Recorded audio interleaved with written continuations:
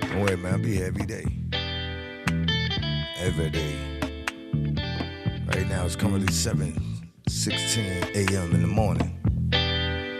Second day of February. And for all you lovers out there, Sunroof top, digging in the scene with the gangster leaning up. And we ain't coming down, see on my face that smile, see on my head that's crown, top of the world, talk of the town, baby. Yep, you know I kick the Willy Bobo. I could be with Shorty, but then I'm coming in solo. Shorty says she hungry, so deep, fed her the Bobo. Then after that right there, I got to do a dolo. You wants to cop around the species. All the hostilities, you know that I get busy talking about. You don't understand the way I talk. I bet you recognize it when you see the way I walk. Let's go. Brando, let's get into this. Man, he's winning. We've turned the tide. We're winning the battles. Now we have to win the war. This is ultra massive, the biggest news I've covered in 32 years on air. You're the Paul Revere's. Share the live feeds now. Welcome, ladies and gentlemen, to the bottom of the rabbit hole. It's the Alex Jones Show, Infowars.com, band.video. Share those links, folks. You're not going to want to miss this broadcast. We got a lot of reports that Alex Jones has filed. I'm throw to him and pitch to him.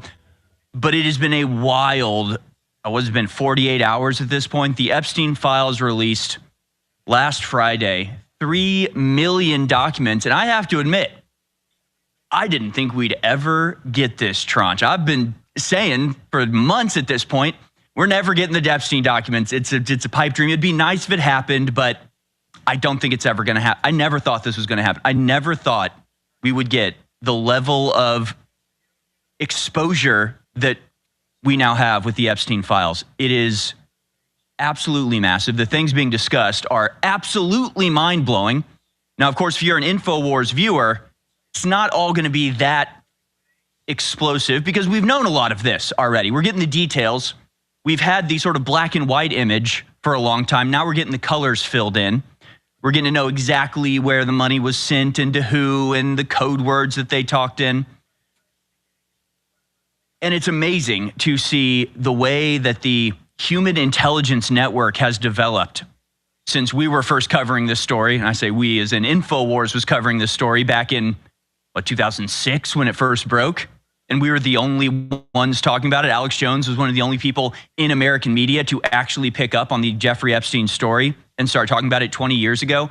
And for 2 decades, they have gone out of their way to discredit the entire concept of elite pedophilia, let alone the more extreme examples like cannibalism, murder for fun, hunting parties with human prey. I mean, that type of stuff is actually discussed in these Jeffrey Epstein emails in ways that we never expected. And it's amazing to see millions of people on X, on social media, all over the place, digging into this and coming up with their own conclusions. I'm going to explain to you how you can get involved in this, how you can be an investigator, because there's so much information. There's more coming out on a minute-by-minute basis, essentially, at this point, as people go through the documents and search certain keywords or find certain code words that open up, entire vistas of understanding as to how this whole thing operates. So we're going to get into this as much as we possibly can in our brief 2 hours here. I may open up the phone lines if we have time, but we've got over 50 stories just as the most crazy examples of revelations. When we get back, after a short 90-second break, Alex Jones has filed a report about Jeffrey Epstein and a lot of the suspicious activity around him that's been revealed in this document tranche. Don't go anywhere, folks, unless you go to thealexjonesstore.com to support us in our continuing mission to take down the transnational pedophile network that rules the world. Stay with us.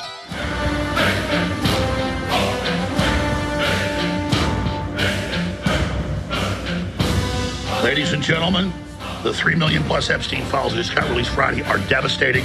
We've been reviewing them. It's got the smoking gun of human trafficking, sex slavery, torture, you name it. We're about to break it down right now.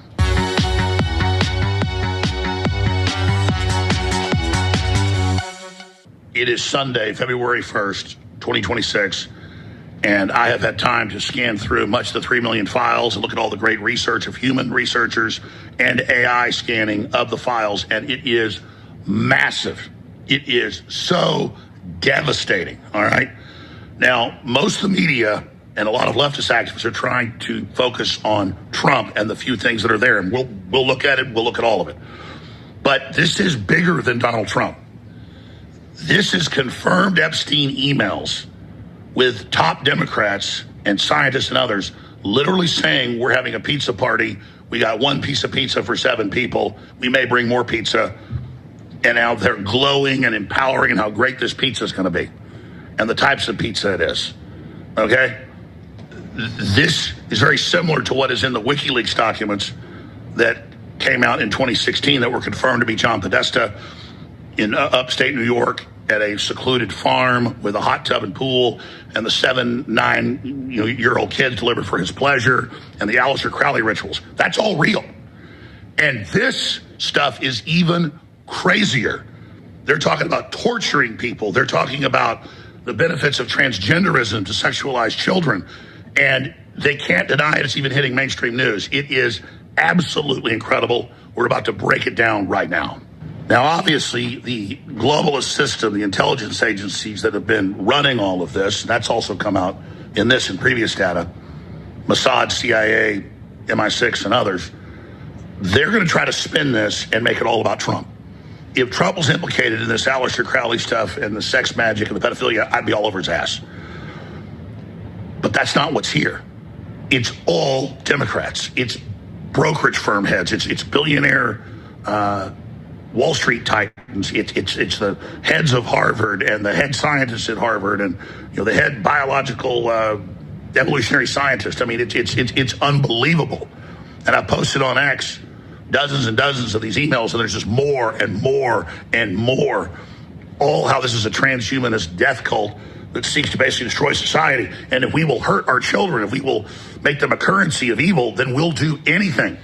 So I noticed as soon as this stuff came out Friday, I started covering it and talked about Bill Gates and diseases for underage girls and trying to drug his wife, secretly with antibiotics because he thought he'd gotten their disease. People are like, why aren't you covering Trump? Why aren't you covering Trump? All the stuff in there is Jane Does that were just proven to be false. All the rest of it. He was never at the island. The victims all said they never saw Trump except at Mar-a-Lago, one of them, and that he was nice. So Trump's problem is he got convinced of the new administration to try to shut it down. But you notice Trump came out last night and said, now that I've learned this came out, I'm glad I'm exonerated. No crap. Mr. President, what did you think of the latest release of Epstein files, and do you think your critics will be satisfied with? Well, they should be, because it looked like this guy Wolf, who's a writer, was conspiring with Epstein to do harm to me. And I didn't see it myself, but I was told by some very important people that not only does it absolve me, it's the opposite of what people were hoping, the radical left. That Wolf was a third-rate writer, was conspiring with Jeffrey Epstein to hurt me, politically or otherwise, and that came through loud and clear. So we'll probably sue Wolf on that. But he was told for national security, cover it up. So that makes him guilty by extension of being part of this. And that's pissed a bunch of Republicans off that I'm telling the truth. But I called this a year ago from my sources and the rest of it. I've been covering this really before anybody. So you got one camp saying I'm covering up for Trump, another camp, saying that just leave the Democrats alone. It's about the facts, folks. You have the Podestas, you have the Clintons, you have Bill Gates, you have all these Harvard heads and all these other university heads up to their eyeballs at pizza parties with the single slices of pizza and things being delivered. And you have the FBI manuals where this is all the key code words they use. That's also in the WikiLeaks. I mean, think about the magnitude of the stuff you're reading on screen. And go to Real Alex Jones and read it, or go to the actual data file that the DOJ released that we've linked to the DOJ at Real Alex Jones on X, Infowars.com. I mean, it is incredible. So listen, this is bigger than Donald Trump. Go after Donald Trump. You can find something great. I don't have a dog in that fight. Okay? And I said Trump mishandled all this. But you have the Democrats caught red-handed. And anybody saying you're covering up for Trump when we post these documents that are real is literally aiding and abetting these people. So I'm sick of the whole system. I'm the guy that coined the term false left-right paradigm. With Trump, he was more of a rebel. We had a chance to challenge that, and you've seen him come after him. He's far from perfect. But the whole world doesn't revolve around Donald Trump. So those of you saying, don't look at this every time I post this stuff that's real, they don't challenge it. They just say, don't post, you're covering up for Trump. Bullshit. If I find anything with Trump that is of substance, I will go after him instantly, and everybody knows that. All right? Also in the files are all these letters to Robert Trivers, the top evolutionary theorist biologist in the world, hands down. And Epstein talking about how great this is, again, to train us if we'll accept turning boys into girls and girls into boys, which is even real. It's like South Park. You can't become a dolphin even if you think so. Have a fake dolphin fin put on you. That now people will accept designer babies, human cloning, everything, which I told you 25 years ago was the plan because it's in the Tavistock Institute MI6 documents. That's how I knew back in 2009 they're going to release a virus, have 6 feet apart, give you a vaccine that raises your immune system, because it was in different UN documents in the Rockefeller plan as well, the next year, Operation Lockstep. So I've known all this. I've exposed it before this stuff came out about Epstein being into cloning and having hundreds of babies himself. I said all that. Peter Nygaard got convicted of all this. He was heavily involved with Epstein as well. So now we need to say, okay, the public forced the release of these documents. We put pressure on Trump, pressure on Congress. It got released. 3+ million documents, hundreds of thousands of images, 2,000 videos. Now we need prosecutions. Now we need to beat the drum to prosecute everybody involved. And that means a hell of a lot of Democrats. So the media is trying to spin this. Trump stepped right into the trap of going along with the cover-up because they convinced him it was an attack on him. Now he's like, wow, you see, this vindicates me. I'm going to sue the author, Wolf, who is in the emails saying, yeah, we know Trump's innocent, and Epstein saying he's innocent. So how do we cook something up to get him? But see, Trump has bad advisors, people that are in on this, people that are setting him up. It's absolutely disgusting. So this is a big, big, big deal. So go to Infowars.com, get the documents. We're posting more right now. We got links to the DOJ. Go check them for yourself. And that's important because there's also people posting fake documents online or edited ones where part of it's real and other stuff's edited in. But this is massive. There was a tip line set up that ran all the way until December of last year where any schizophrenic could just call in and say whatever they wanted. There's stuff in there about Elon Musk and Trump that was proven to not be true with known schizophrenics. But if you want to investigate that stuff and believe it, fine, great. Investigate that until the cows come home. But we have them red-handed with the Podesta garbage. We have them red-handed with the Bill Gates garbage. We have them red-handed with the head of Harvard and their head scientist and all the rest of it. I mean, it just gets crazier and crazier. So keep digging, keep looking, keep posting, and we'll be covering it all at Infowars.com/show, band.video. Just so much more. But just God bless you all. This is a big victory forcing all this out. Now we need to force the prosecutions. That's up to us. Look in the mirror. You got to take action. You got to get the word out. You got to make this the top story. And all you people saying, don't cover all this confirmed stuff with sex slavery. It covers up for Trump. No, it doesn't. You are covering up for the pedophiles when you do that. You find something real on Trump, let's go after him too. Bottom line, this is smoking gun proof of hardcore child abuse, torture, and Satanism on top of all the stuff that already came out in WikiLeaks and was confirmed to be real. If the Justice Department doesn't take action now with this information, they are complicit. And on top of it, it's all Democrats. It's all top leftists, hundreds of them. Take action now, Trump. On Friday, the Justice Department released over 3 million files, 180,000 photos, over 2,000 videos. And in the emails, it talks about Ms. Mondami at these Epstein events. So people searched it. They found real photos. Ross confirmed them. There's fake photos obviously being spewed out by folks using AI, but we posted the real photos. And this goes right back to Macron. Now he was 14, dating the teacher at his school. It's the same story. These kids are groomed. This is the classic mind control MO.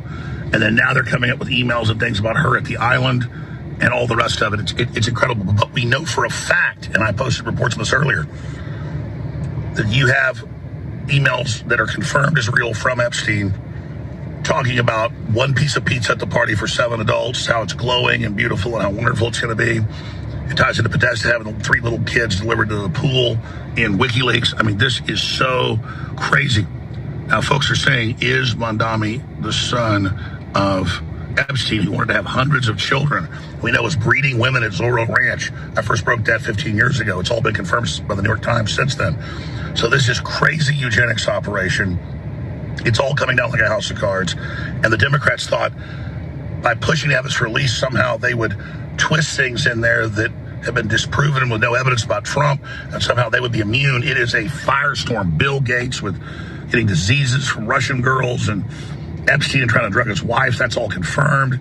I mean, the confirmed stuff is totally and completely insane. And where does Mondami come from? Nowhere. Where does Macron come from? Nowhere. Keir Starmer was the 15-year judge over the nation of the UK that covered up all the pedophilia and the Islamic grooming gangs, the Pakistani grooming gangs. This is how they control things. This is their currency. This is their cult. This is what you've got to do to be part of it. And 99% of them are leftists and liberals. It's the head of Harvard, the top scientist at Harvard, how they would use transgenderism in these emails 6, 7, 8 years ago, more than that, 9 years ago, to destroy the family and society. I mean, all the real stuff is insane. The zone's being flooded with a lot of fake things or edited stuff. That's why you got to go to the actual database the DOJ released to check it. But this is just so amazing. And now's a dangerous point. As globalists are desperate, God knows what they'll pull. We'll be covering it all right here at Infowars.com. Real Alex Jones on X and Rumble, the Alex Jones show. Thank you so much. Investigate it for yourself. We'll continue to get into this information as fast as we can to get it out to you. Yes, ladies and gentlemen, we continue to delve into the tranche of documents from Jeffrey Epstein, connecting dots and really getting a full view, like a bird's eye view of the architecture of this global control network. And that's exactly what it is. It confirms everything we've been saying for 2 decades. And I'm sort of torn. I'm going to try to do 2 things. I want to tell you about some of the most explosive discoveries in the Epstein documents. And I've got an infinite number. I mean, I just had the crew print out the first 100 things I could find. And then I still have at least 100 bookmarked that we can get into. It is truly insane. We're seeing behind the curtain here in a very real way. And like I said before, connecting the dots in a way that is giving color to the previously black and white image. That we know generally how this stuff has gone on. Now we're getting the details, the names, the places, the times, all of it. It's incredible.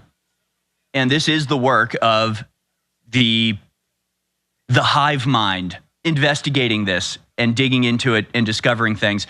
And so I guess we'll start with an instruction on how you can do this if you're so inclined, if you want to participate in this, because God only knows what people are missing, what things are, because there's so much, I don't even know where to start. So I want to delve into it. I want to get into the morass, the disgusting stuff. I mean, we really have to investigate this, but there's so much of it.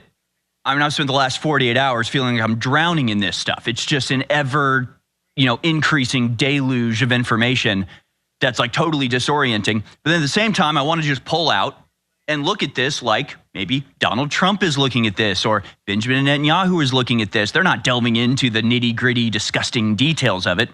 They're looking or perhaps using this revelation, the release of these documents, in a geopolitical way. How does this change the geopolitical landscape? Because it already has, by the way. Apparently, allegedly, Jay-Z has fled the country to parts unknown, because he was mentioned in the Epstein files quite a bit, doing some pretty disgusting things. A major political figure in Slovakia has resigned because their name was mentioned in the Epstein list. And there's still hundreds or thousands of names on these files that are blacked out, that are censored, but can be discovered, and you can look for clues.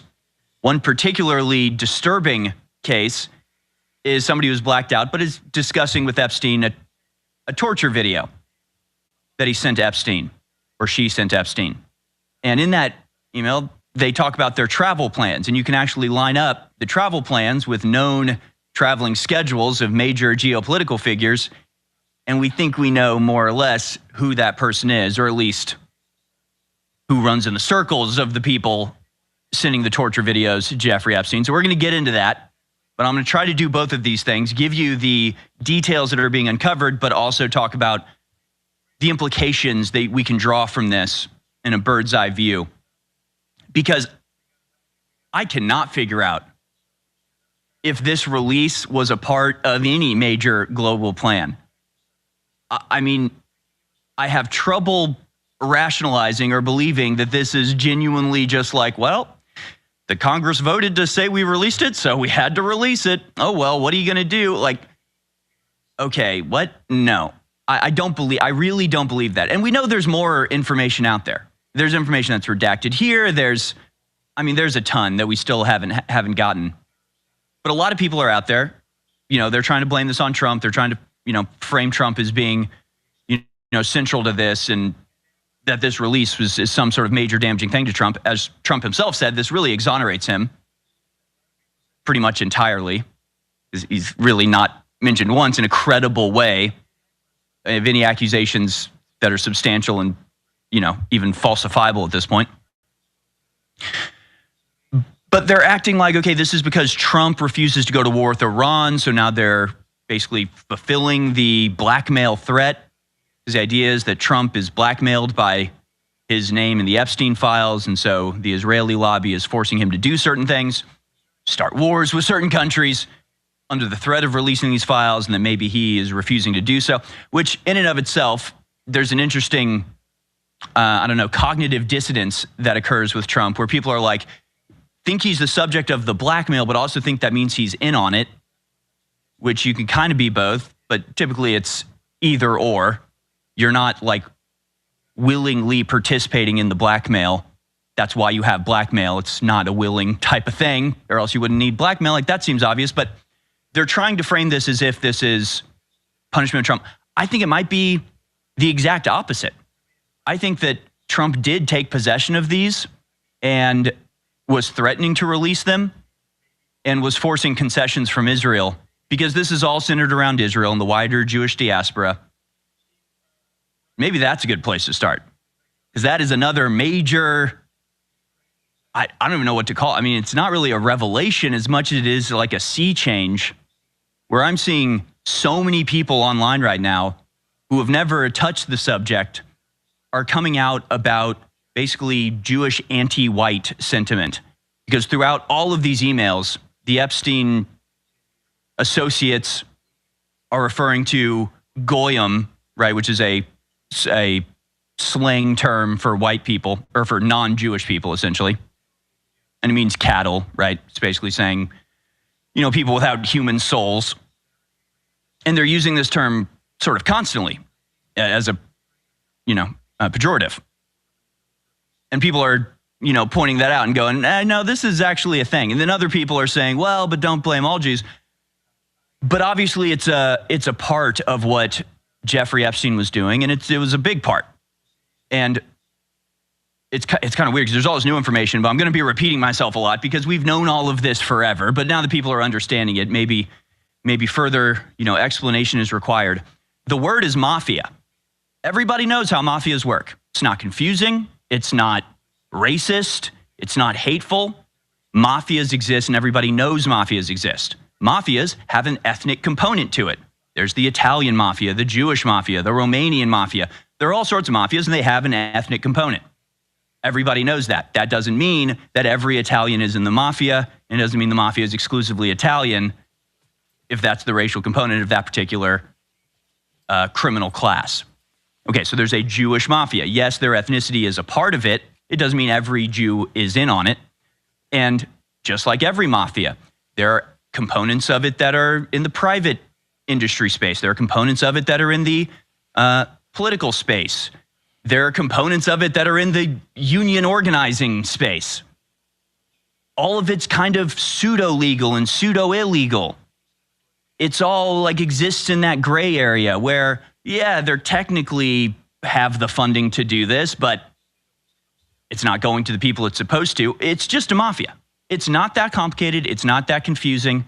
It's not that difficult to determine what's actually going on here. This is a worldwide, global Jewish mafia that Jeffrey Epstein was a part of, that interacts with and sort of has its headquarters in the nation state of Israel, which makes it extremely convenient to run this mafia. Because once you have a nation state and all of the powers that come with that, then you can really get away with anything, especially if what you're getting away with is happening in a country who is seemingly suicidally dedicated to the alliance with that foreign state, Israel. You can print passports. You can, claim things are national security to, hide it from everybody. I'm telling you, there's so many things. So what we're going to do is I'm going to come back and I'm going to explain to you how to access these documents, how you can start investigating this, how you can start digging into this and finding things out for yourself. One of the things they do in these documents is like misspelling things on purpose. So you can't search it. You try to search, whatever, Little St. James, you notice that, well, they spell it St. Jones for some reason. Wow, he's really bad at spelling. Or is it a way to try to avoid discovery? So we need as many eyes on this as possible, scouring these documents with a fine-tooth comb, discovering things. I'm going to explain how to do that. I'm going to try to give you some background on how this whole thing developed and where we got, how we got to where we are now. And then we'll get into some of the more outrageous, insane, I don't know how to put it, horrifying revelations from this document tranche,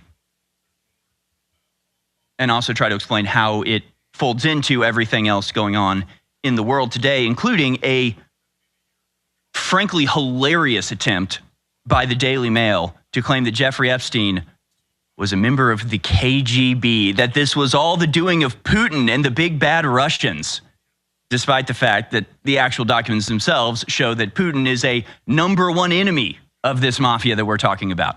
So we're going to get into all of this, just a gigantic show ahead. I do want to remind you to go to thealexjonesstore.com. And if you can't support us for being right about this, I mean, what do we have to do? We were 20 years ahead of the curve on this. Alex Jones was covering this back in the early 2000s. It's finally all come to fruition. It's finally all coming to light. And what I hope people can understand now is we have known this the whole time.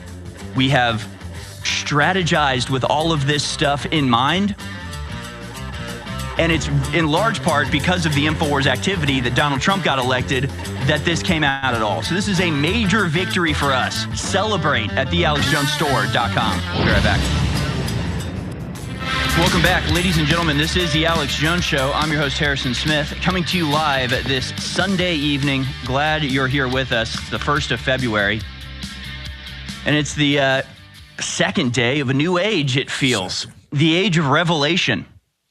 Truly shocking information coming out of the Jeffrey Epstein document dump that was compelled by the Epstein Transparency Act passed earlier last year by Thomas Massie, Ro Khanna, and others who were not satisfied with the fake out false releases of the Epstein files, like the big binder celebration. Now, interestingly, not a lot of the people who were there at the White House receiving the fake Epstein, part 1 documents that were all stuff that had been out for years and it was a total fake out. This whole saga has been so bizarre, hasn't it?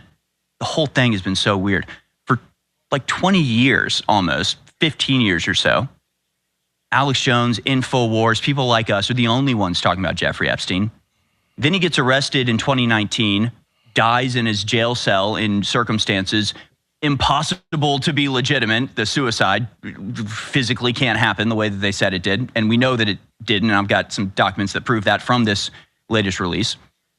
But then it really blows up and goes mainstream. And the meme, Epstein didn't kill himself, becomes sort of the watchword for what everybody discovers, and 15 years after we did. And of course, there was Pizzagate before that in 2016, which has been basically proven absolutely true across the board because of these documents that are just filled with references to pizza. In fact, there are 911, curiously enough, references to pizza in ways that, you think using code words, you'd actually put some effort into it, right? You'd actually pick words that could feasibly be what is being discussed.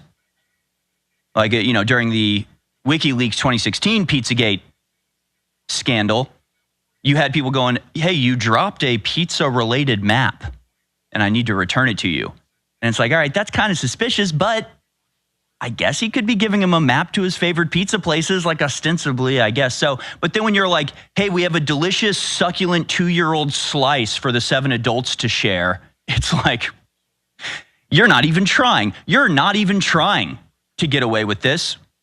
You're using code words sort of as a thing to do, but you're not actually scared of being caught because it's obvious what this code word means. At least it's certainly obvious it is a code word.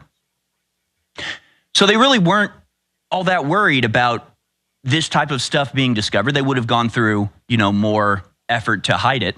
And in fact, there are emails in this tranche that expose that there was a lot of stuff going on behind the scenes that they thought was too sensitive for email. So everything that we have now ostensibly is the stuff that they thought wasn't that big of a deal. Okay? And there's stuff about forced abortions and kidnapping babies and selling babies and murder parties. And I mean, it's crazy stuff, but apparently not enough to warrant moving off of easily accessible email servers. But there are emails in this where people say, well, one example would be somebody asks Epstein, do you know anybody who has influence over Assad, Bashar al-Assad, president of Syria? And Jeffrey Epstein responds, not for email. Not for email. Okay, so there are certain things that they were doing and involved in, certain discussions they were having that were too sensitive for email. So everything we're seeing here, they apparently thought wasn't that big of a deal, which really shows you where their mindset is and maybe a hint into what else happened that they didn't happily discuss over email. And let me do this first, because I had trouble with this, and I found this post extremely helpful myself. And Alex Jones retweeted it on his @RealAlexJones, if you want to follow it there. It's from Black Sheep Rise on X. For those serious about helping, here are the locations of the official documents: justice.gov/Epstein. So you go to that website, justice.gov/Epstein. You navigate to the DOJ disclosures section. There's a big button. I think it's the top one or maybe the second down. It just says DOJ disclosures, and I think it has a number like 4482, something like that. And data sets 9 through 12 are the ones that have just been released.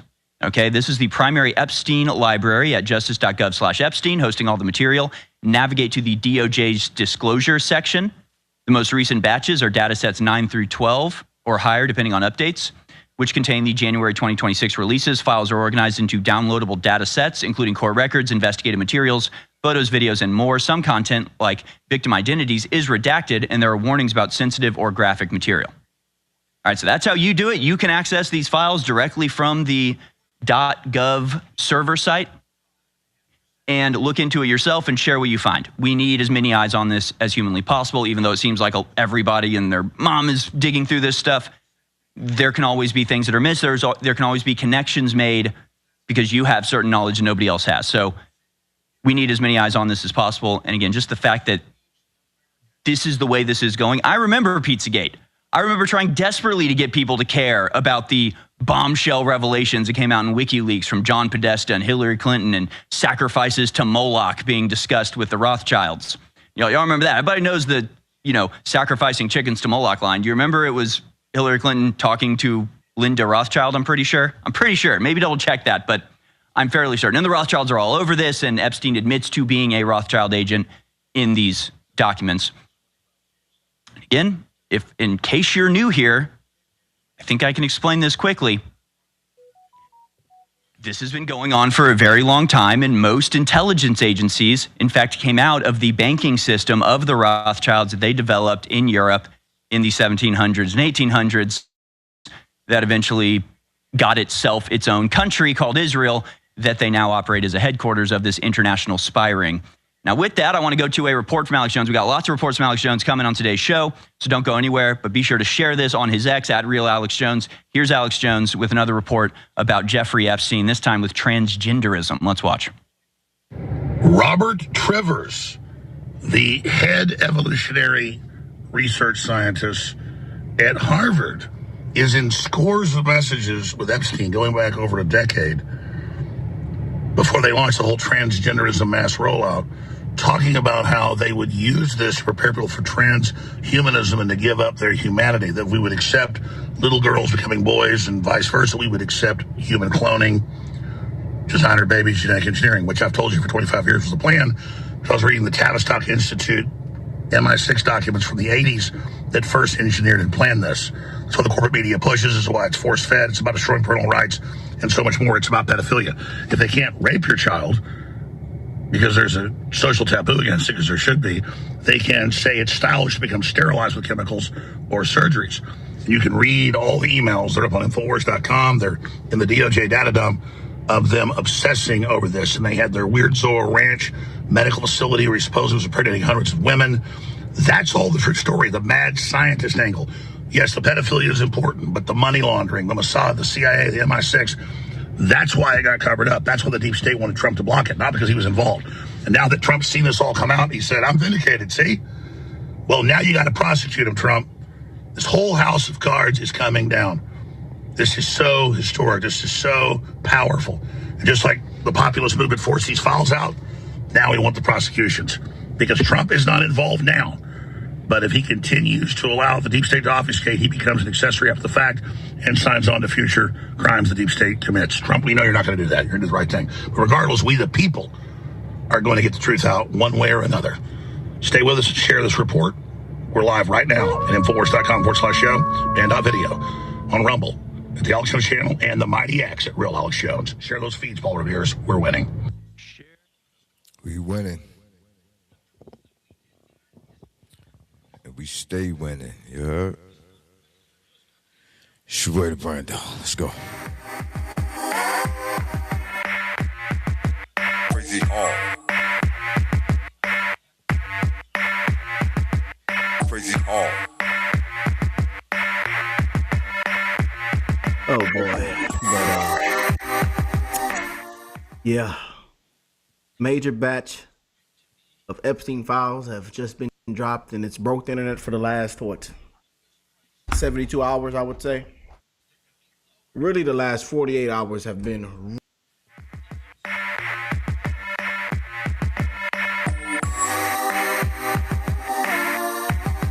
Crazy all.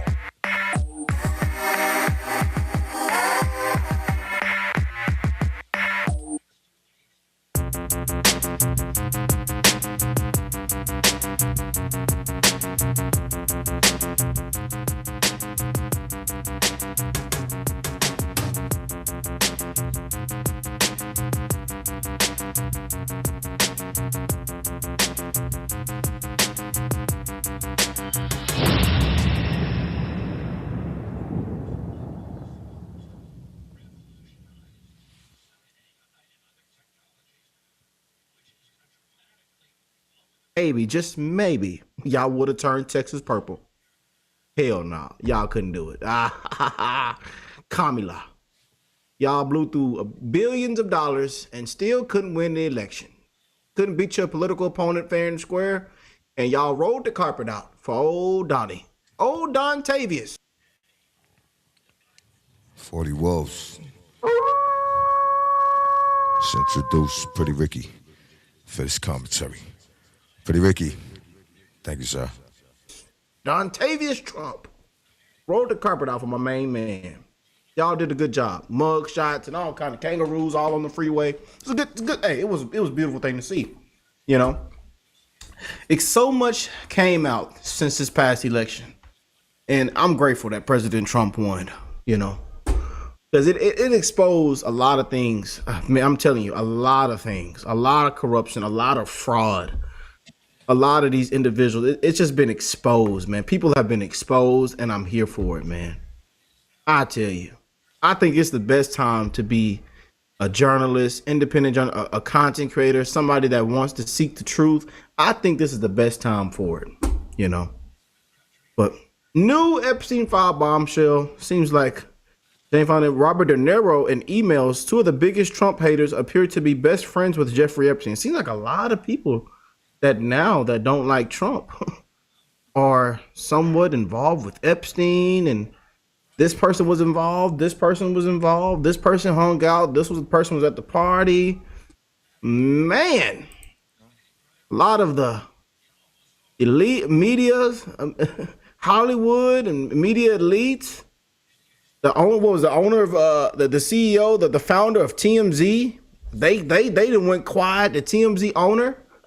Or the founder of TMZ, that what's his name? I mean, man, this is honestly. I'll do that. Yeah. Woo! Right. Boy, this thing got spicy. Everybody that just look at this. TMZ won't shut up about Trump and anyone near him. Yet, not a peep about Harvey Yeah, her brother Harvey. Yeah. Yeah. Harvey is Epstein's buddy. Funny how that works. Yeah. So look, check this out. President Trump arrested Jeffrey Epstein in term 1. Trump released 3+ million files related to Jeffrey Epstein. President Trump shut down Joe Biden's human trafficking operation at the border. 400,000 missing kids at Biden's border in term 2. President Trump has found over 100,000 of those missing children in term 2. No, we don't see the fake news media, the media. We don't see them talking about that, huh? Yeah. What a disgrace. Some of the biggest stories that should be being talked about and the biggest thing that happened should be talked about. Not a peep, because whatever Trump does, it's not good enough. He gets discredited, and it's always the big bad orange man. But Trump has arrested over 1,700 child predators in term 2 already. And no president in American history has done more to combat child trafficking than President Trump. Thank you to your attention to this matter. Boy, oh boy, oh boy. We have Elon Musk talking about the Epstein files. I was trying to see what he was responding to.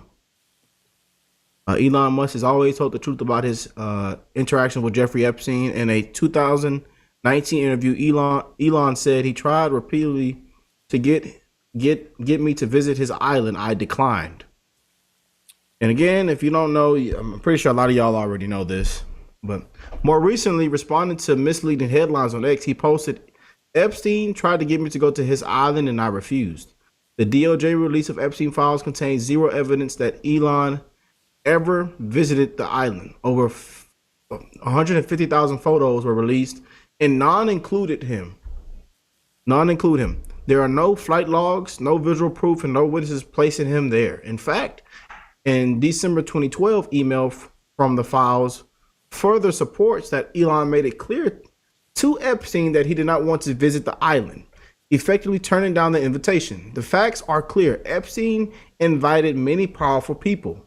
Elon Musk was one of them. He refused the invitation. He refused the island. Legacy media continues to bend the truth to smear him. They keep repeating false narratives to push on an agenda. Shame on them. And I told y'all, it's not going to stop. I told y'all in yesterday's show when we showed you CNN's headlines on Trump and Epstein. It was a complete disgrace. They ought to be ashamed of themselves and they ought to get hit with another fat lawsuit. I'm telling you. Because Trump been winning them lawsuits. But Elon Musk responded to this post and he's gone viral yesterday. This was yesterday. He posted yesterday. He says, no one pushed harder than me to have the Epstein files released. And I'm glad that that has finally happened. I've had very little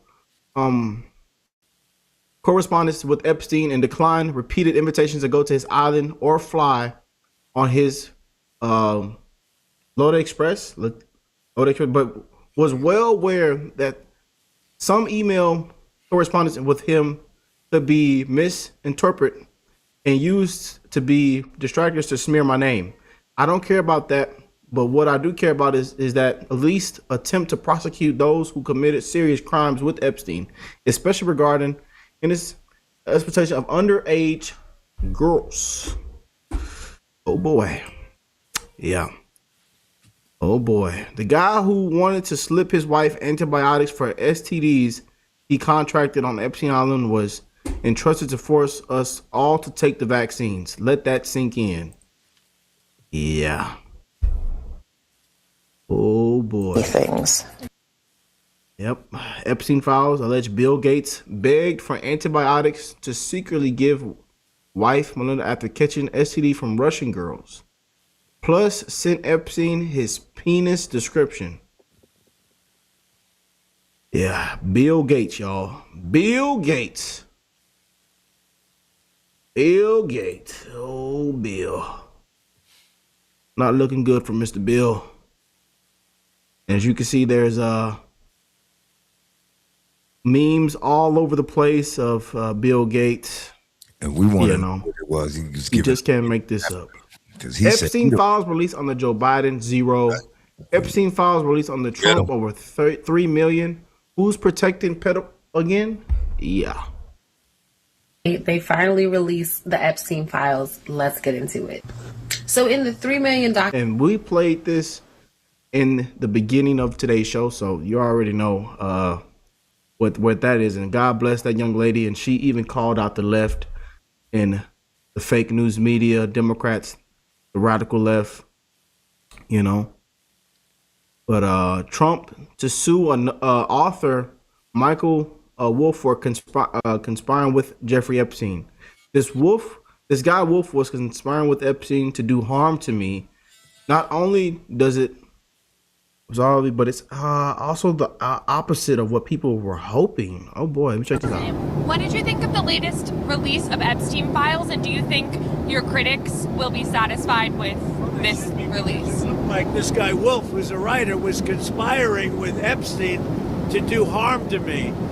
And I didn't see it myself, but I was told by some very important people that not only does it absolve me, it's the opposite of what people were hoping, you know, the radical left, that Wolf was a third-rate writer, was conspiring with Jeffrey Epstein to hurt me, politically or otherwise, and that came through loud and clear. So we'll probably sue Wolf on that.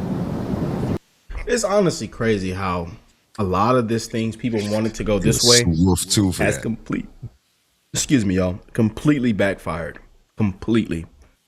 And as we've seen from the beginning, it's been completely backfiring for quite a while, you know. But TMZ founder, Mr. Harvey Levin, is in Epstein files. Described as someone's good friend who might be helpful in the global PR campaign defending convicted Jeffrey Epstein and attacking his victims and accusers. TMZ has been remarkably quiet about the files. Boy, oh boy, oh boy, why don't you look at that? You know, you just can't make this up, man. You just can't. And they're saying that Zohran Mamdani is Jeffrey Epstein's biological son.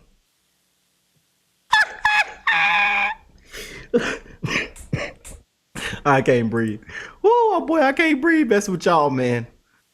It's funny how Zohran Mamdani has suddenly stopped tweeting about the Epstein files. They making all kind of. And again, Beyonce's husband Jay-Z is implicated on the Epstein files. Now would be a good time for the NFL to officially terminate his partnership with Jay-Z and scratch Bad Bunny from the show. Y'all are disgusting, man. And y'all know Jay-Z and Pusha T are getting so much hit back from these Epstein files and a lot of other individuals, you know. But hey, these are the times we are living in, you know. TMZ, the NFL that has a partnership with Jay-Z, Black Hollywood. I wonder, y'all gonna say nothing now that the Epstein files have been released that y'all said Trump would never release, that show that Jay-Z did some horrible things in these Epstein files. Let's see if the NFL is going to remove their partnership. Let's see if TMZ, how they've been attacking Nicki Minaj nonstop. Let's see if they're going to attack Jay-Z in like they have Nicki Minaj. What are they going to say? Let's see if all these black people who've been on Trump are going to say anything. Hollywood Unlocked and The Breakfast Club. All these black people, or what y'all gonna say? Y'all been calling Trump a pedophile and Epstein, say he's an Epstein. Let's see what y'all gonna say about Jay-Z, the great Jay-Z. Are y'all gonna attack Jay-Z because he deserved to be attacked? TMZ is silent right now because their founder is all in the Epstein files and Jay-Z. Where is TMZ? Why TMZ, that old fake newspaper, that old fake excuse, that propaganda disgrace of a newspaper? Let's see, are they going to have anything to say about Jay-Z being mentioned all up, down, and through the Epstein files? NFL, what are y'all going to do? Are y'all going to make a comment? Are y'all going to make a statement about Jay-Z being found in these Epstein files? It's about to get good. Yeah, I'm waiting. The world is waiting. We all waiting. We all waiting. Boy, oh boy, oh boy. Latest release. And here's Trump on the Epstein files a couple of hours ago. Mr. President. Looking fresh, you know what I'm saying, for the debut. Looking fresh. They say your boy Jay-Z hit the plane. He gone. He out the country. They can't find the boy. Missing in action. It's about to get good, y'all.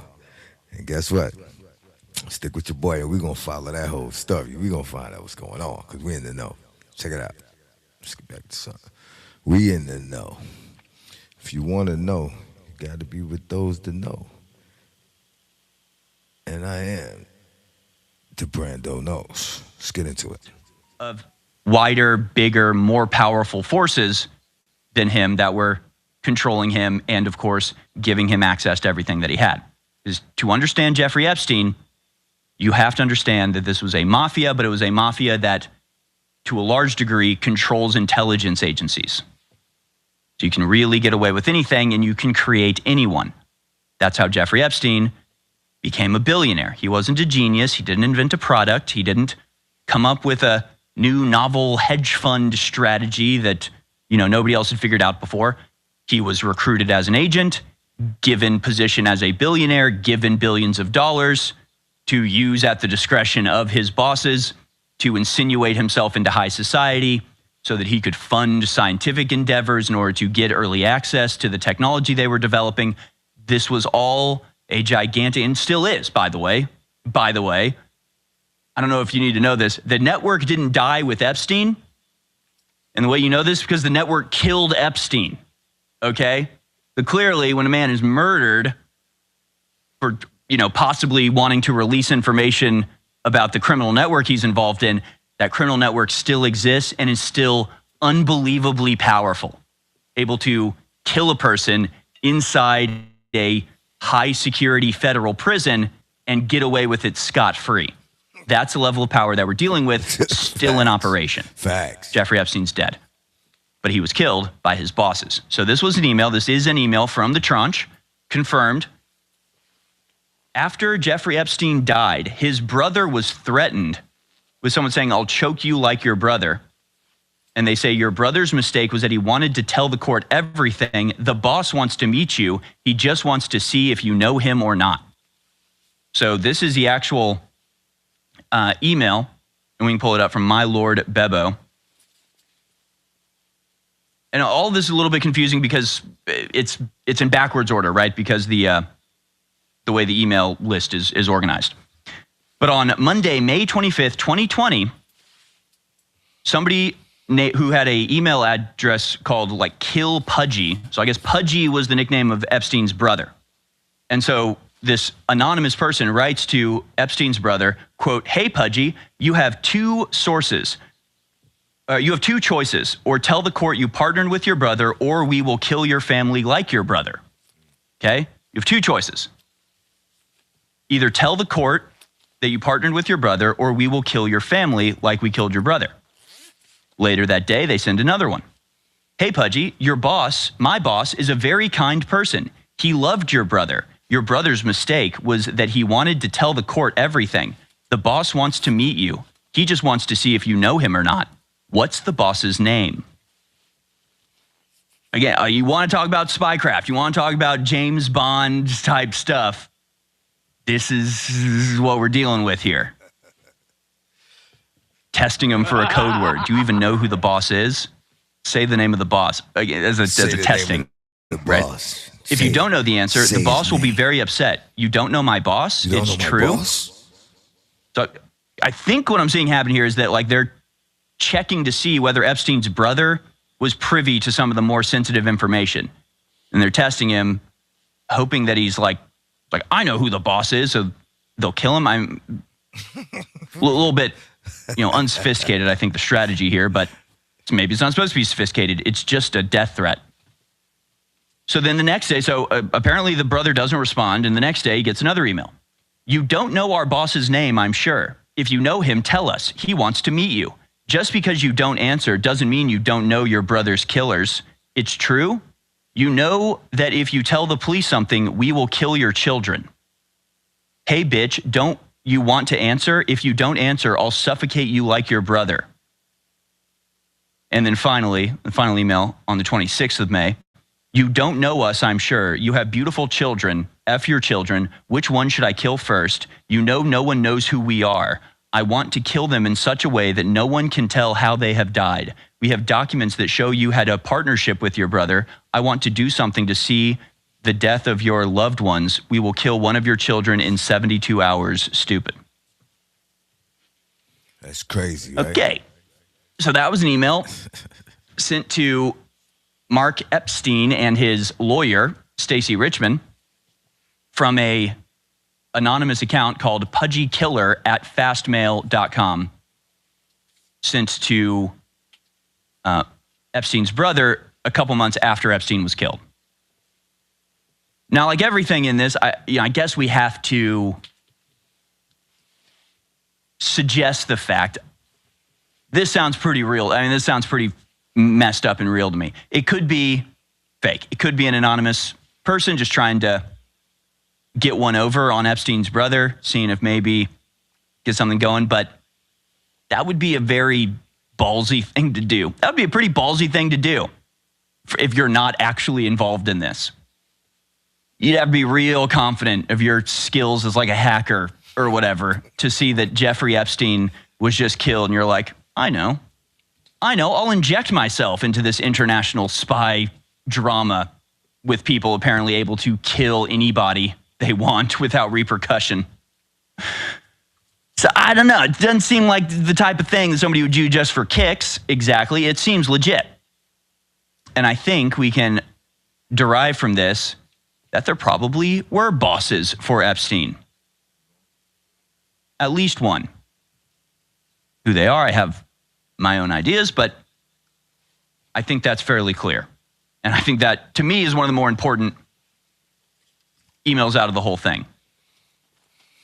Not to say that Jeffrey Epstein wasn't pulling strings and, very high up in a number of really a shockingly wide array of societal things. I mean, it really is wild.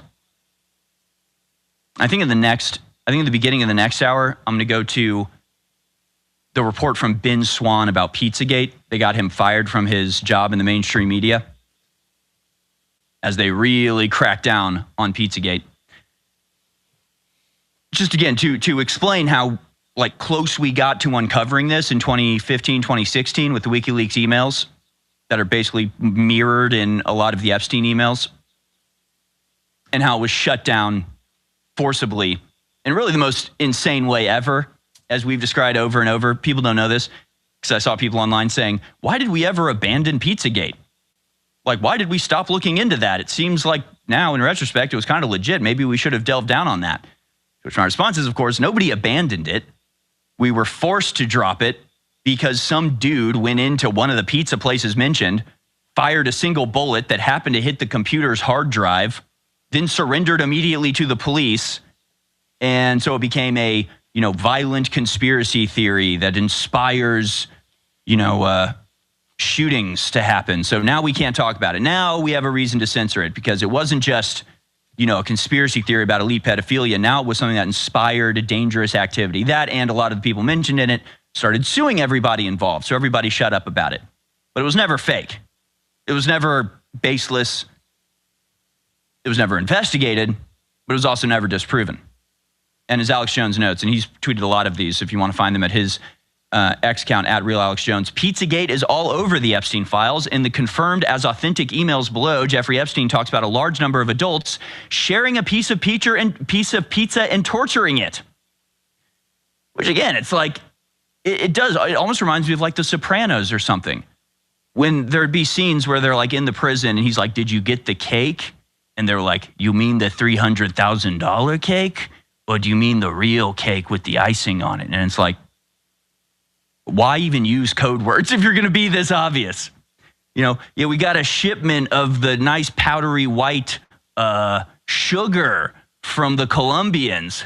Wink, wink. It's what are you even doing? What? That's what this is. Okay, we're all going to share and torture a piece of pizza. Oh, okay. Interesting. Remember walnut sauce and all these? We covered all this years ago. Now it's being proven. Oh, yeah, sorry. The crew's showing it right now. The shooter of Pizzagate shot one bullet into the computer's hard drive, then surrendered to the police. He was then later killed by police in 2021 after a traffic stop. So nothing suspicious about that. Okay. Pizzagate all over the Epstein files. Again, just ridiculous. Here are more real Epstein Pizzagate files released by the DOJ Friday. They mirror WikiLeaks documents released in the fall of 2016, rather. Cheese equals little girl, pasta, little boy, ice cream, male prostitute. I mean, they switch it up a little bit, but long story short, pizza equals child sex slaves. There's this photo that some people are saying is fake, some are real, but it has been confirmed that Zoran Mamdani, newly elected mayor of New York's mother, was involved in the Epstein files, which would be an awakening if the left was capable of such a thing, that the champion, the anti-Zionist, radical left-wing Zoran Mamdani, was sort of groomed for this position by a bunch of elite Zionists. Maybe you want to start asking some questions about that. Now, there were pictures of like a baby. He wasn't a baby at the time these pictures were taken. He would have been a little bit older.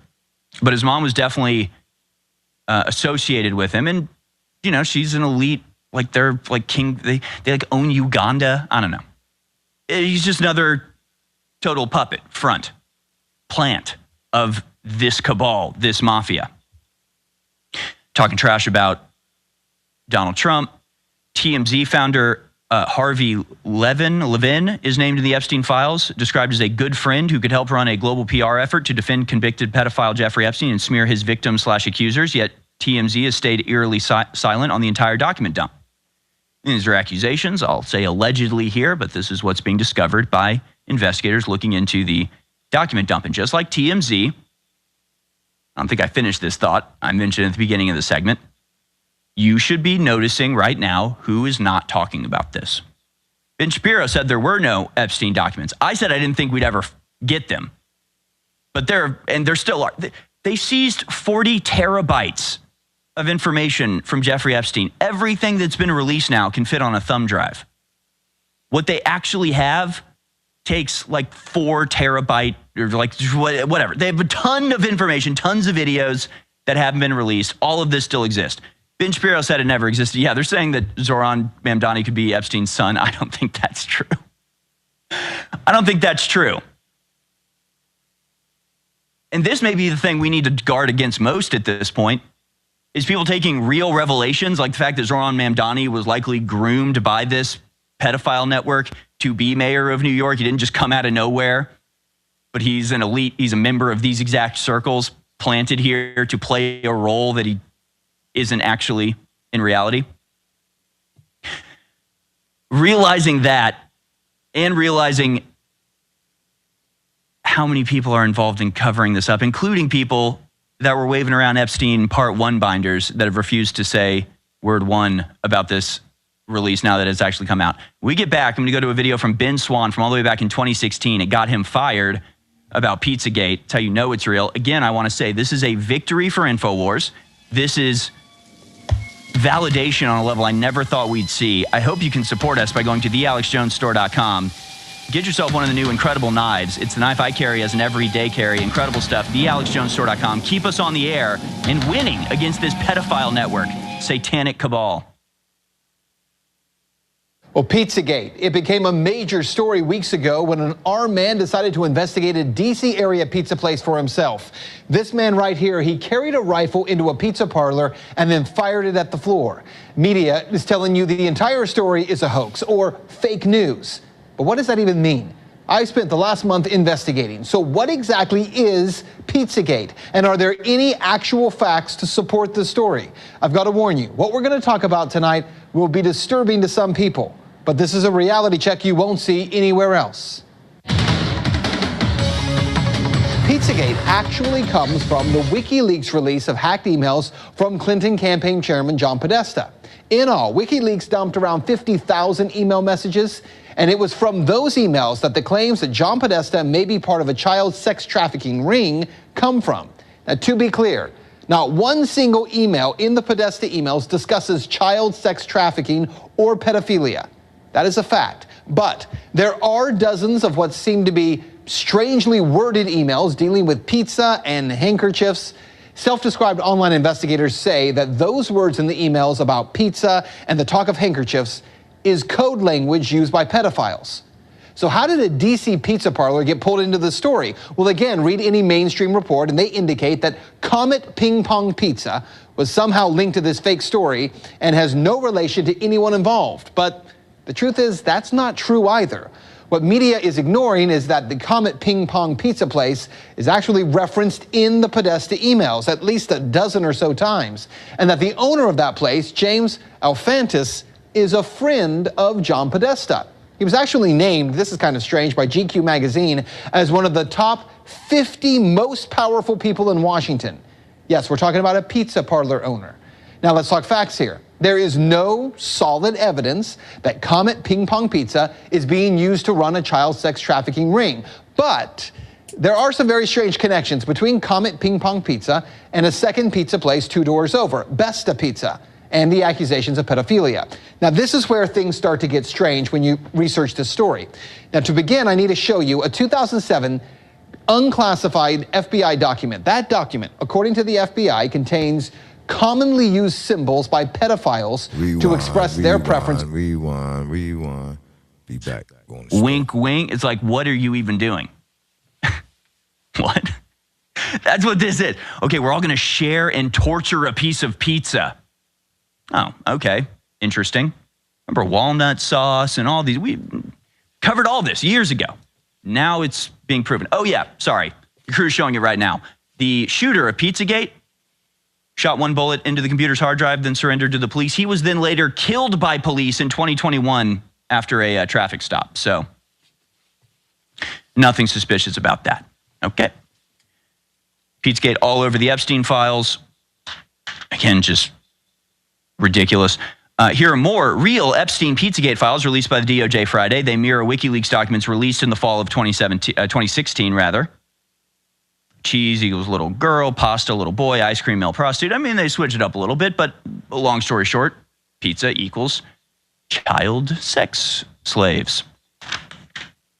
There's this photo that some people are saying is fake, some are real, but it has been confirmed that Zoran Mamdani, newly elected mayor of New York's mother, was involved in the Epstein files, which would be an awakening if the left was capable of such a thing, that the champion, the anti-Zionist, radical left-wing Zoran Mamdani, was sort of groomed for this position by a bunch of elite Zionists.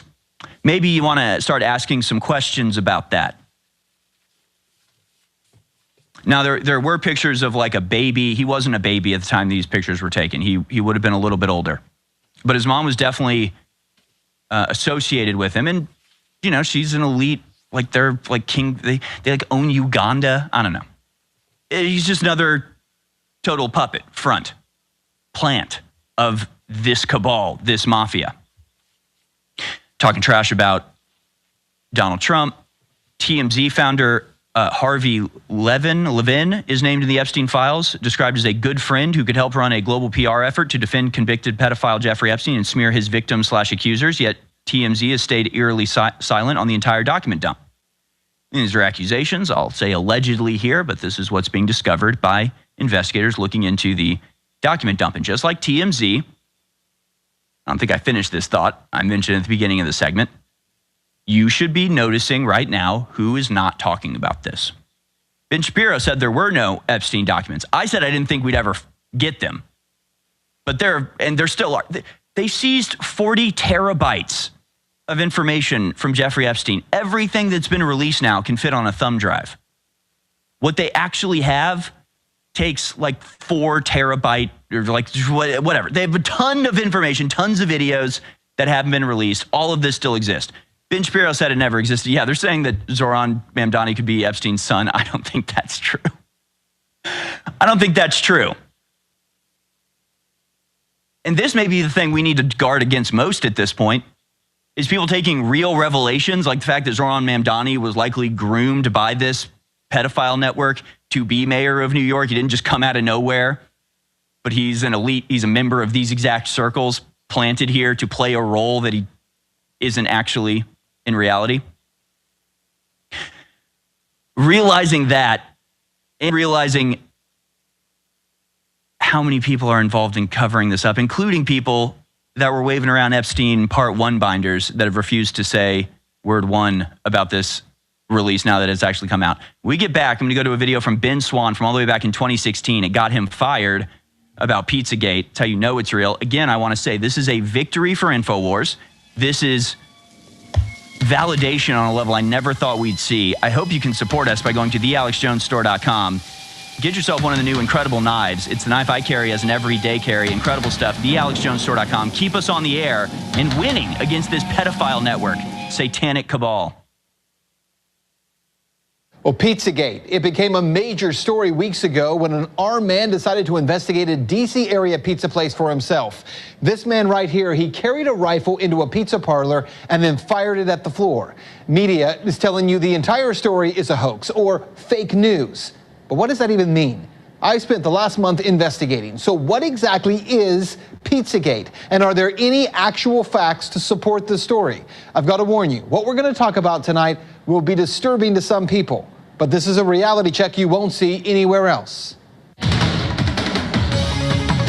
Pizzagate actually comes from the WikiLeaks release of hacked emails from Clinton campaign chairman John Podesta.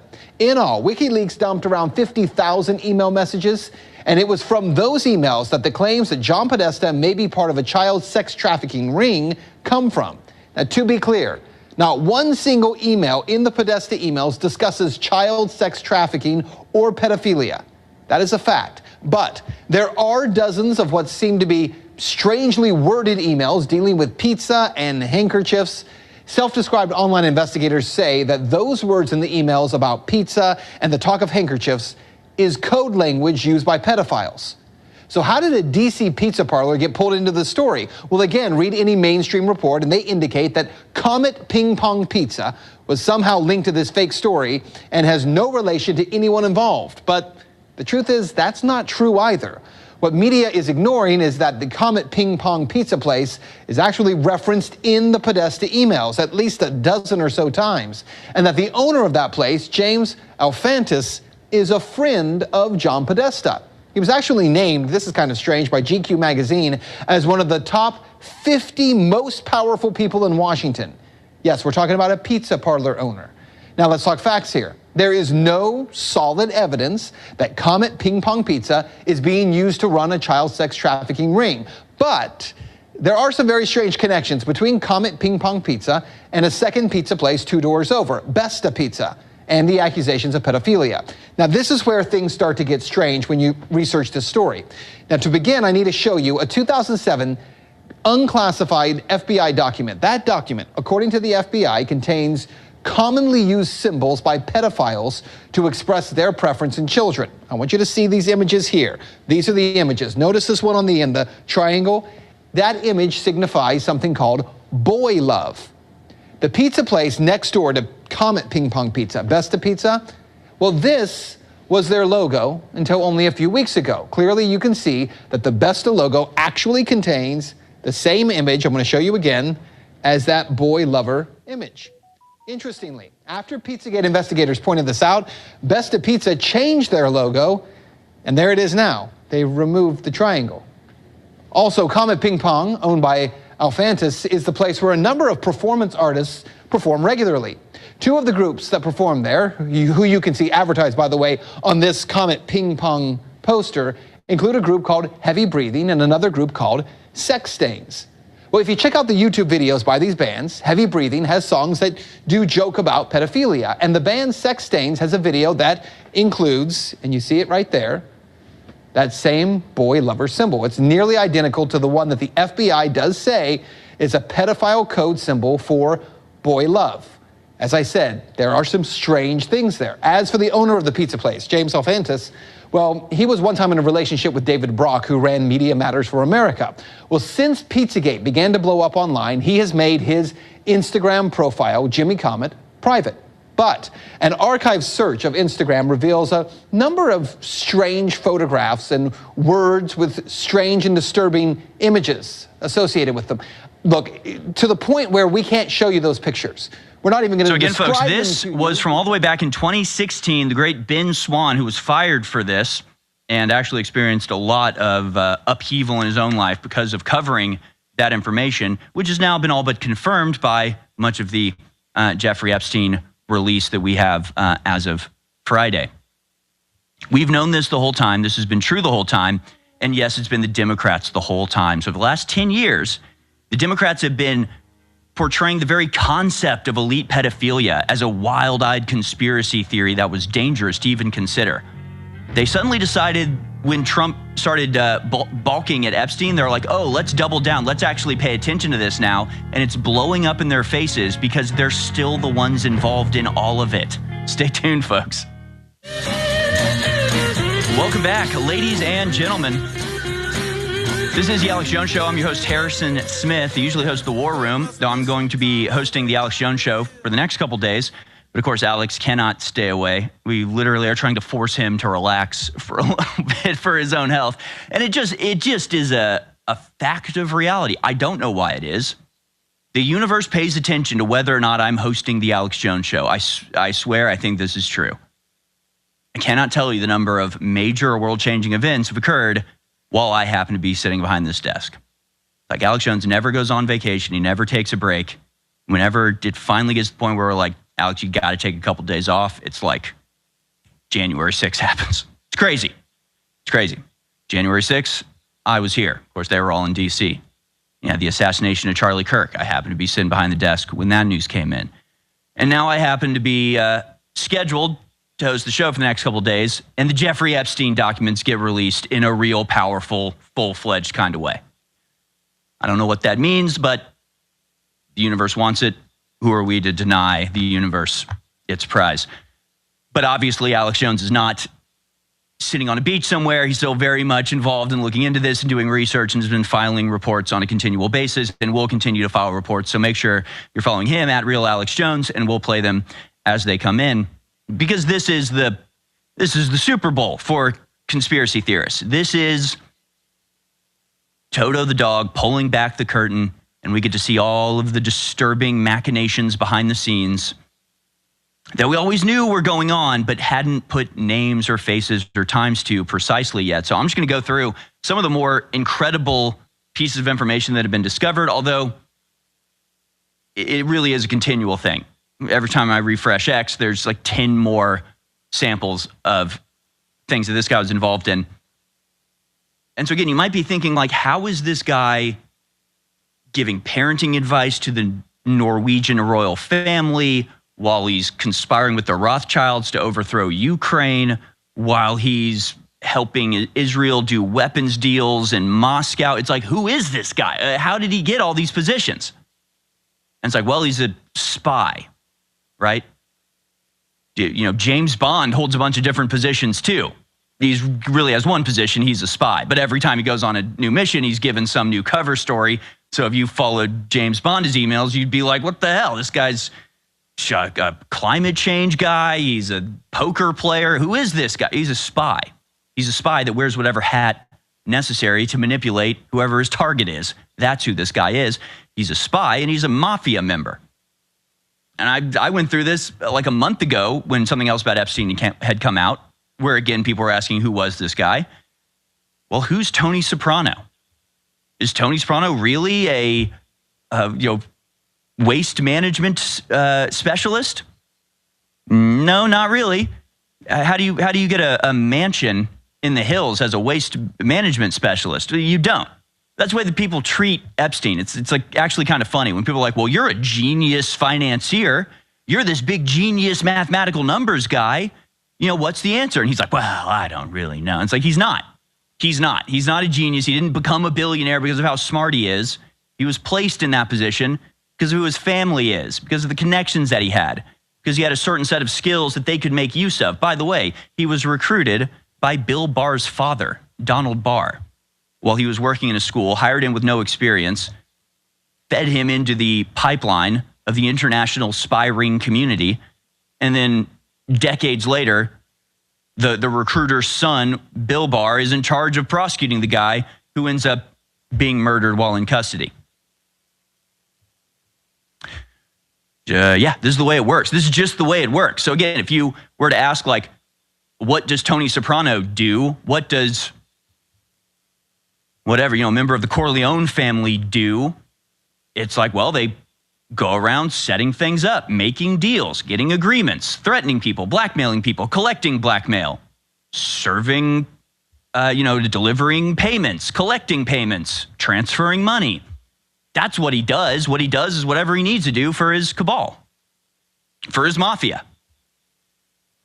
That's the way to understand this. So it's not confusing that all of these things are happening. The whole point of his existence was to be a social manager, was to go out and meet as many people as possible and to ingratiate himself with them by A, providing them money, B, providing them girls, or C, playing the role that they want him to play. So really is not that confusing, but it explains why he's got his fingers in all these different pies. And this is also one of the things that makes intelligence operate, is access to secrets and the desire and the thrill that comes with that, and the power that people feel when they have secrets and they share it with each other. And in doing so, they bolster their position as superior to everybody who's blind to the secrets that they know. And I say that because there's one example in these emails of something that I can't exactly say why they're discussing this, other than, wanting to know the inside story of the resignation of Pope Benedict. From Carlos E. Perez at Intuit Machine on X. The Epstein files have a lot more behind-the-scenes scandals than just what happened on the island. Here's the former U.S. Secretary of the Treasury revealing to Epstein why Pope Benedict may have vacated his papacy. Now, he's got that wrong, actually. This is from Jeffrey Epstein to Larry Summers. So this is apparently Epstein with the subject, response to your question last week, sending this to Larry Summers, the guy who, by the way, is now at the head of ChatGPT. The most important change in the Vatican may not be Pope Benedict the 16th sudden retirement, but the change in leadership at the Institute for Works of Religion, the Vatican's bank. Because of the Vatican's status as a sovereign country, it's exempt from transparency rules of not only Italy, but of the European Union. This status allows elite clients to evade any scrutiny in their money transfers. Last May, Vatican Bank President Ettore Gotti Tedeschi was fired after Italian authorities opened an investigation into far-flung bribery schemes in which he allegedly was involved. Then 47 dossiers, including compromising material about internal enemies of his in the Vatican, were found in the search of his home. They had instructions how they were to be used in case something happened to him. Tedeschi's intercepted calls further reveal that his concern was that he would be assassinated because he knew the Vatican secrets. By late 2012, he was cooperating with ongoing Italian investigation. It was at this point that the all-powerful College of Cardinals, in one of the last acts of the Benedict papacy, appointed German lawyer Ernst van Freiberg as the president of the bank. Then came the extraordinary resignation of Pope Benedict. So it seems to hint that it was this scandal and the possibility of secret money transfers through the Vatican that were the reason that he resigned in the first place. Yeah, former Treasury Secretary and economist Larry Summers resigned from the board of directors of ChatGPT maker OpenAI in November 2025. His resignation followed the release of emails linking him to financier Jeffrey Epstein, which also prompted a review by Harvard University. But we said at the time, I did a big report at the time that the OpenAI takeover happened, that it was clearly orchestrated by much larger forces, and that Larry Summers, who has been a well-known kingpin in this mafia for a long time, happened to be the one to benefit the most at the end of it all. Not exactly a surprise, and of course Epstein was tied in with him. Just also utterly insane. Ghislaine Maxwell is an absolute psychopath. This from a discussion about how she wanted to make molds of people's breasts but didn't know how to do it and accidentally poured like scalding hot material on them and gave them second-degree burns and just didn't give a damn. Just didn't care. Did not notice or pay attention to any scars she had because of this. And these people are ruthless. They're brutal. And they genuinely don't care about their victims. They are psychopaths. That's why they're recruited for this type of thing. Jeffrey Epstein, quote, definitely not involved in any statecraft negotiations, Epstein, said sarcastically, of course. This is from Epstein to an unknown person. Yes, one of the most complex negotiations. They are very strange. Someone buy fighters, but with the fighter money, some must be used for specific third-party items. I will buy your P for 10K, but with 2 of the 10, you have to buy me food. And to make matters worse, I need to borrow the 10 from you. This in response to, do you understand offset agreements? I got asked to be involved in negotiating some of the deals between Brazil and other countries in regards to the purchase of new fighter jets. So he's involved in the purchase of fighter jets and I guess negotiating sex in exchange for that. I don't know. I mean, this whole thing is just sordid. I think sordid would be the word that I'd put on everything we're finding out. Epstein to Peter Thiel. As you probably know, I represent the Rothschilds. Meanwhile, conservative influencers, stop blaming the Rothschilds. Epstein has aura. I don't know. I guess it's talking about Nick Fuentes. I don't know. I don't get Nick's take on Epstein. It's kind of weird. It's kind of weird. I don't know. I don't get it. I'm not going to defend it, but I don't know. The whole thing's weird. There's a podcast we'll call C-Town. It was hosted by Stavros Halkias and Nick Mullen. And when the Epstein scandal first happened and Epstein didn't kill himself, they went on and on about this. And for some reason, there's a quote from there. I need to find the actual thing. But Nick Mullen, he's a comedian. It's a comedy show. And he's saying, I just can't wait for the day when not only do we accept that the Jeffrey Epstein pedophile network exists, but that the wider American public understands it as a good thing and that's something that's needed to maintain control. And obviously it was a joke that he was saying, but in a way, it's almost like we're going there, where it's like this weird, it's kind of like how people look at movies now and they go, gee, maybe Harvey Weinstein, running a full-fledged sex ring, rape, whatever, assembly line out of his studios. At least they made good movies, at least the girls were good to look at in the movies. At least we weren't, seeing the people that we're seeing now in movies. And it's like, oh, okay, so you think the rapist was a good thing, was a necessary thing then?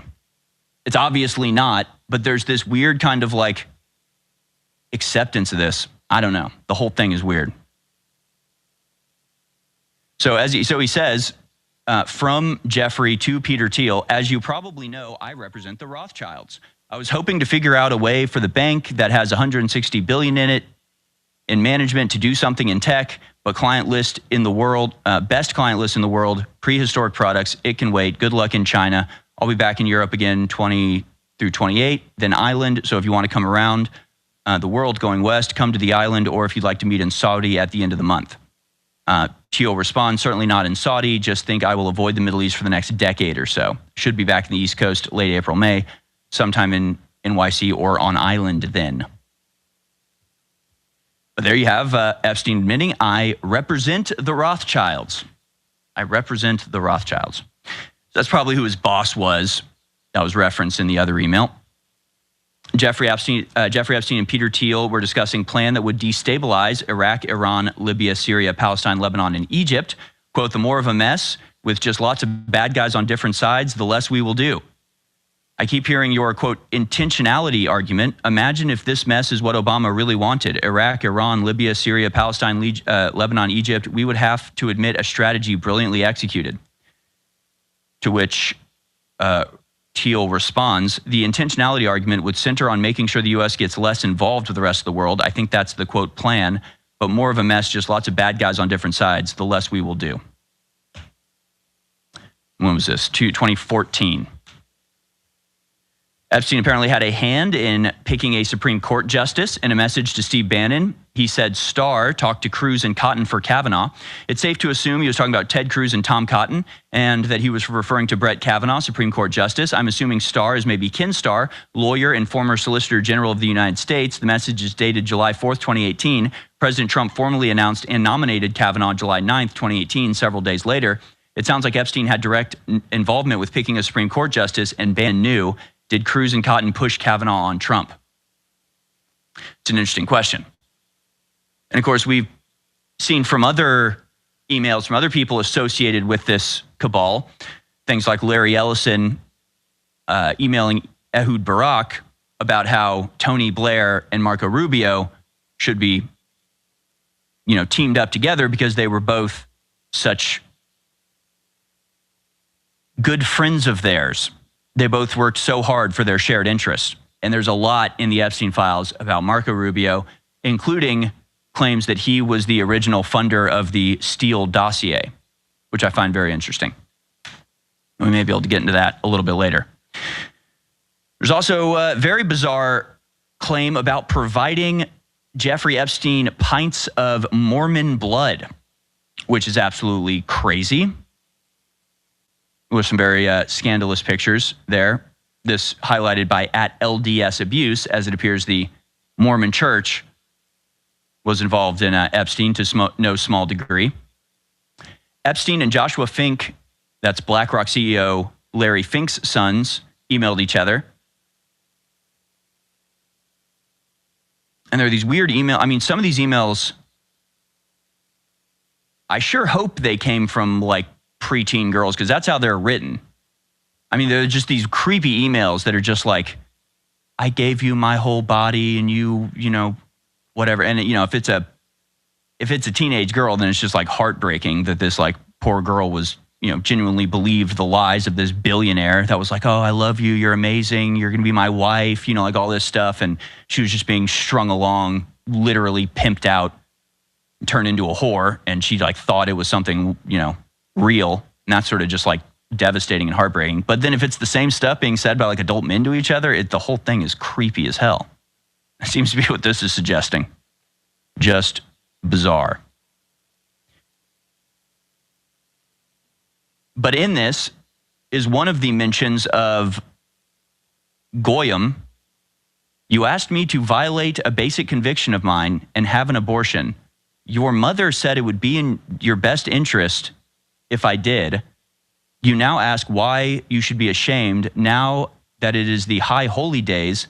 It's simple. You behaved just like the Goyim you do not respect. After the holiday, I'll be willing to share a meal. No sex, none. I love you. My Jewish studies say that at 13, you should become a man. It's not too late. Like, to me, that sounds like a 16-year-old Jewish girl writing that.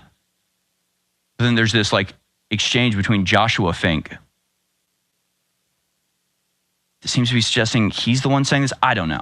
Some of this is just like beyond figuring out exactly.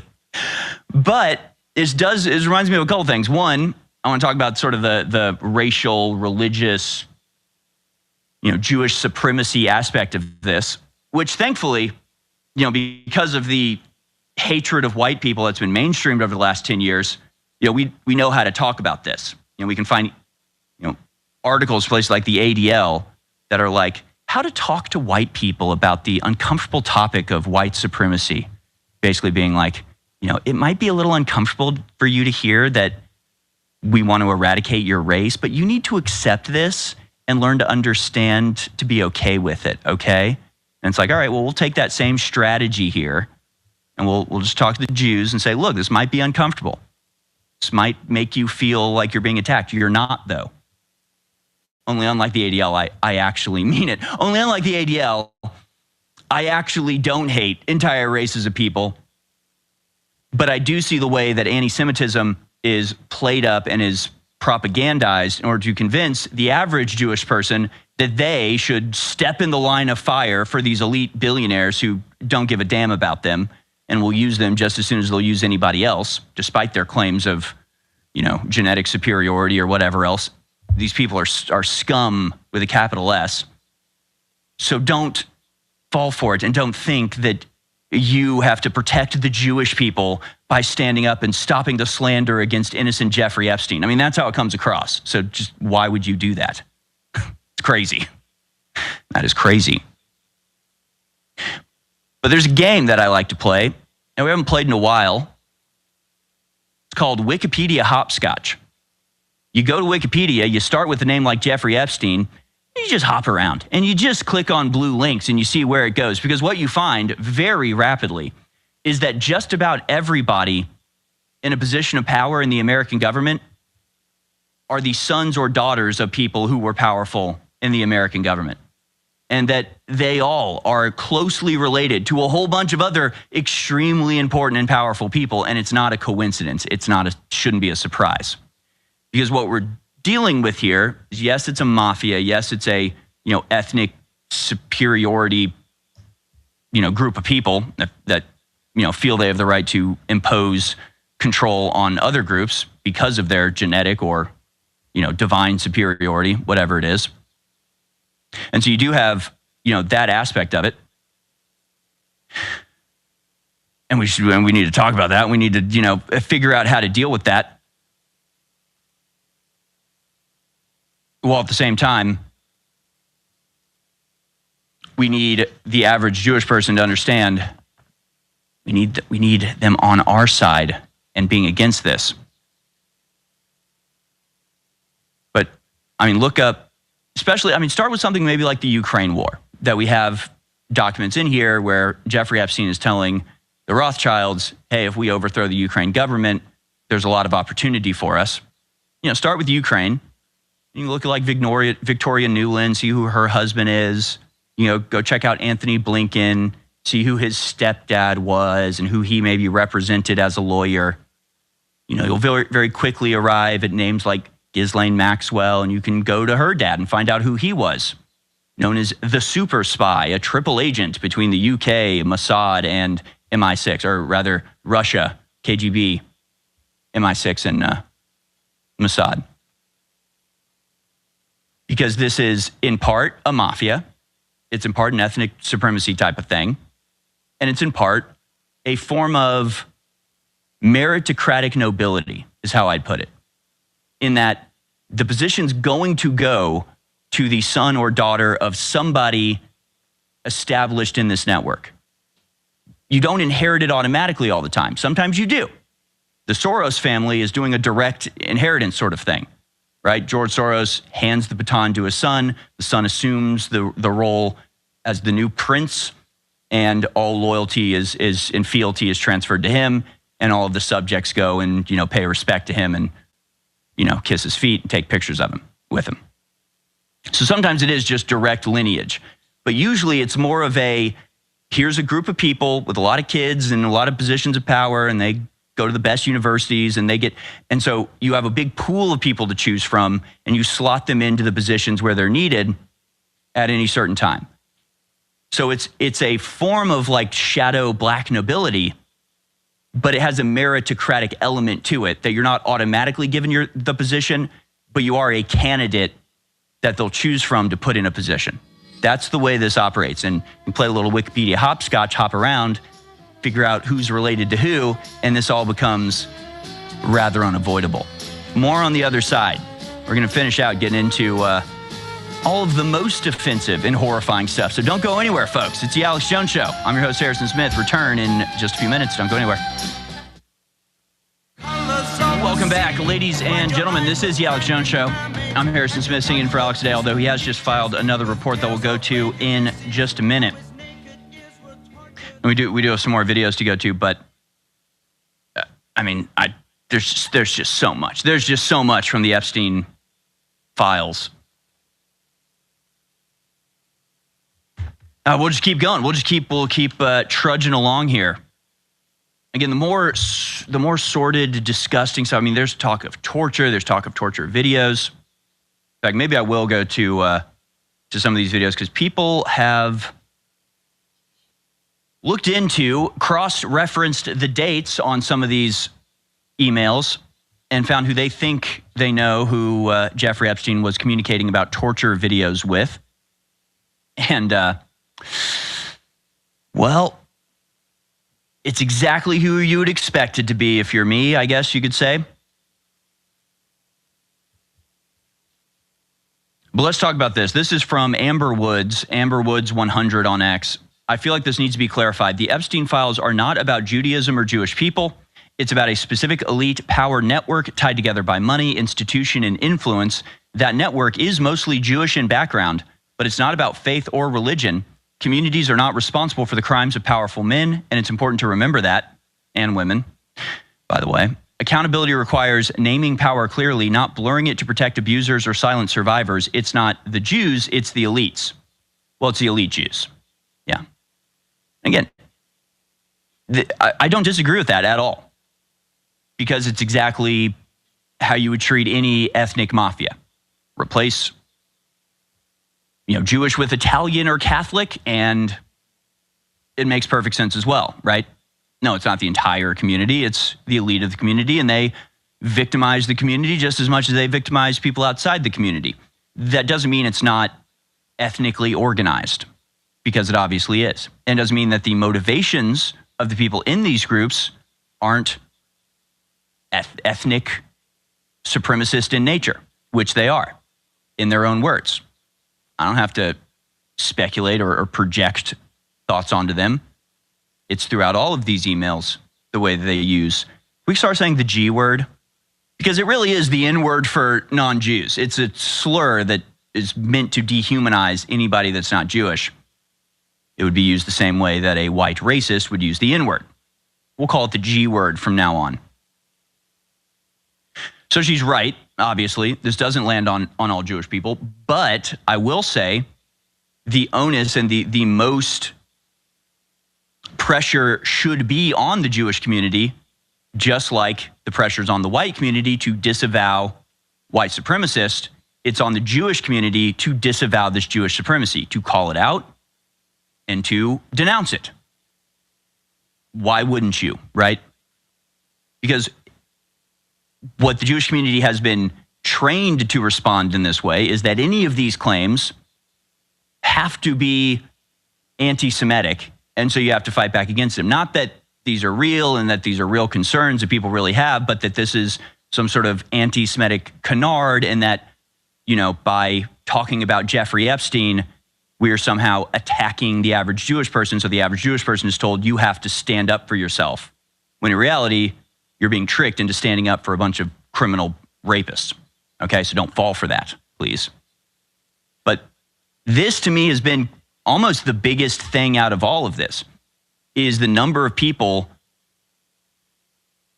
sort of realizing that this is an aspect of the modern Jewish diaspora. People are posting the trend of the search trend for the word goyim, and it just goes straight up. So a lot of people are finding out about this word for the first time and about the mindset that it represents. But it's not a new thing, and it's not even necessarily like a well-kept secret exactly. There was a reality TV show with the lead singer of Kiss, and in that TV show that broadcasts on cable TV, there's a scene where his car breaks down. He's looking at the engine with his son, and the son is asking him questions. He's like, "Do you know how to do this?" And the lead singer of Kiss, what's his name? Gene Simmons. He says in this video, he says, "No, I don't know how to do any of this. That's what the goyim are for." And right, that was published on TV. It was like a natural thing. And it's like, that's kind of a weird mindset, though. We don't work on cars. That's what everybody else is for. We drive the cars. We own the cars. We buy the cars. We don't know how to work on them. We're above such work. And that's the mindset that comes across. And it's a mindset that comes across quite a bit in the emails that are sent, that we'll go to in just a second. But I do want to go to a new report from Alex Jones, again about the Epstein files, as we continue to dig into this and find out the real detail, the real skin and bones of what we'd previously seen just as sort of a shadow in the distance.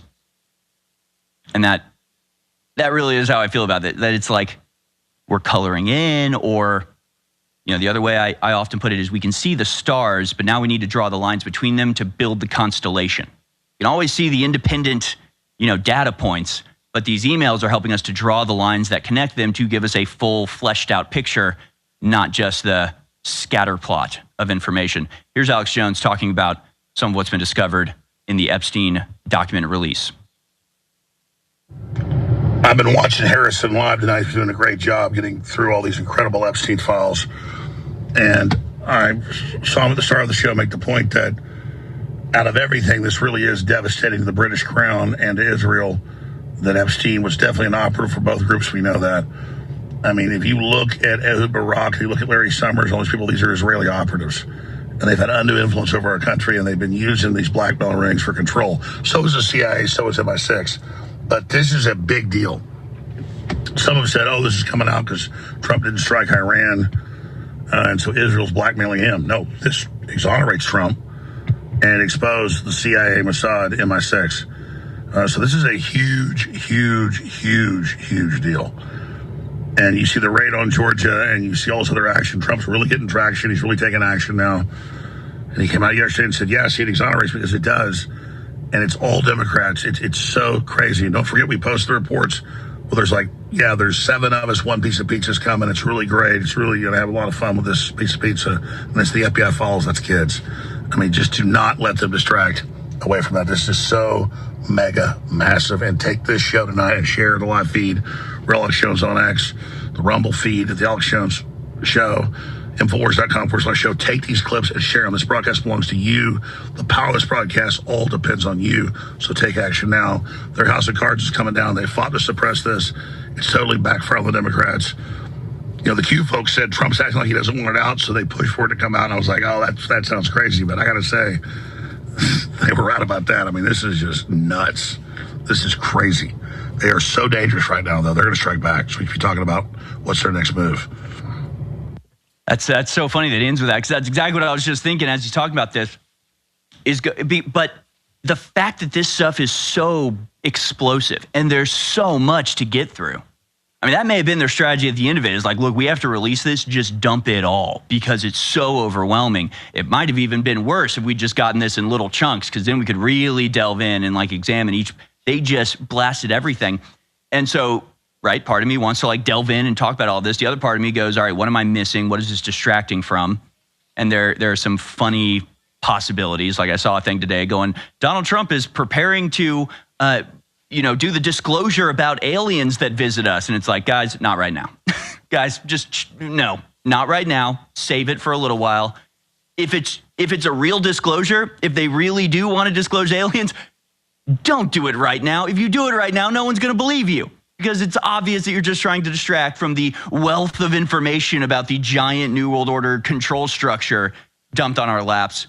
Now's not the time. So maybe they'll try to distract from that. But it's like, this is so much information, and it's all come out at once. And like I said, there have been some pretty crazy results from this already. Already, there are national politicians in places like Slovakia who have resigned because they're in this. They're in these. Larry Summers, of course, had to resign from OpenAI and Harvard because of an earlier release of the Epstein documents.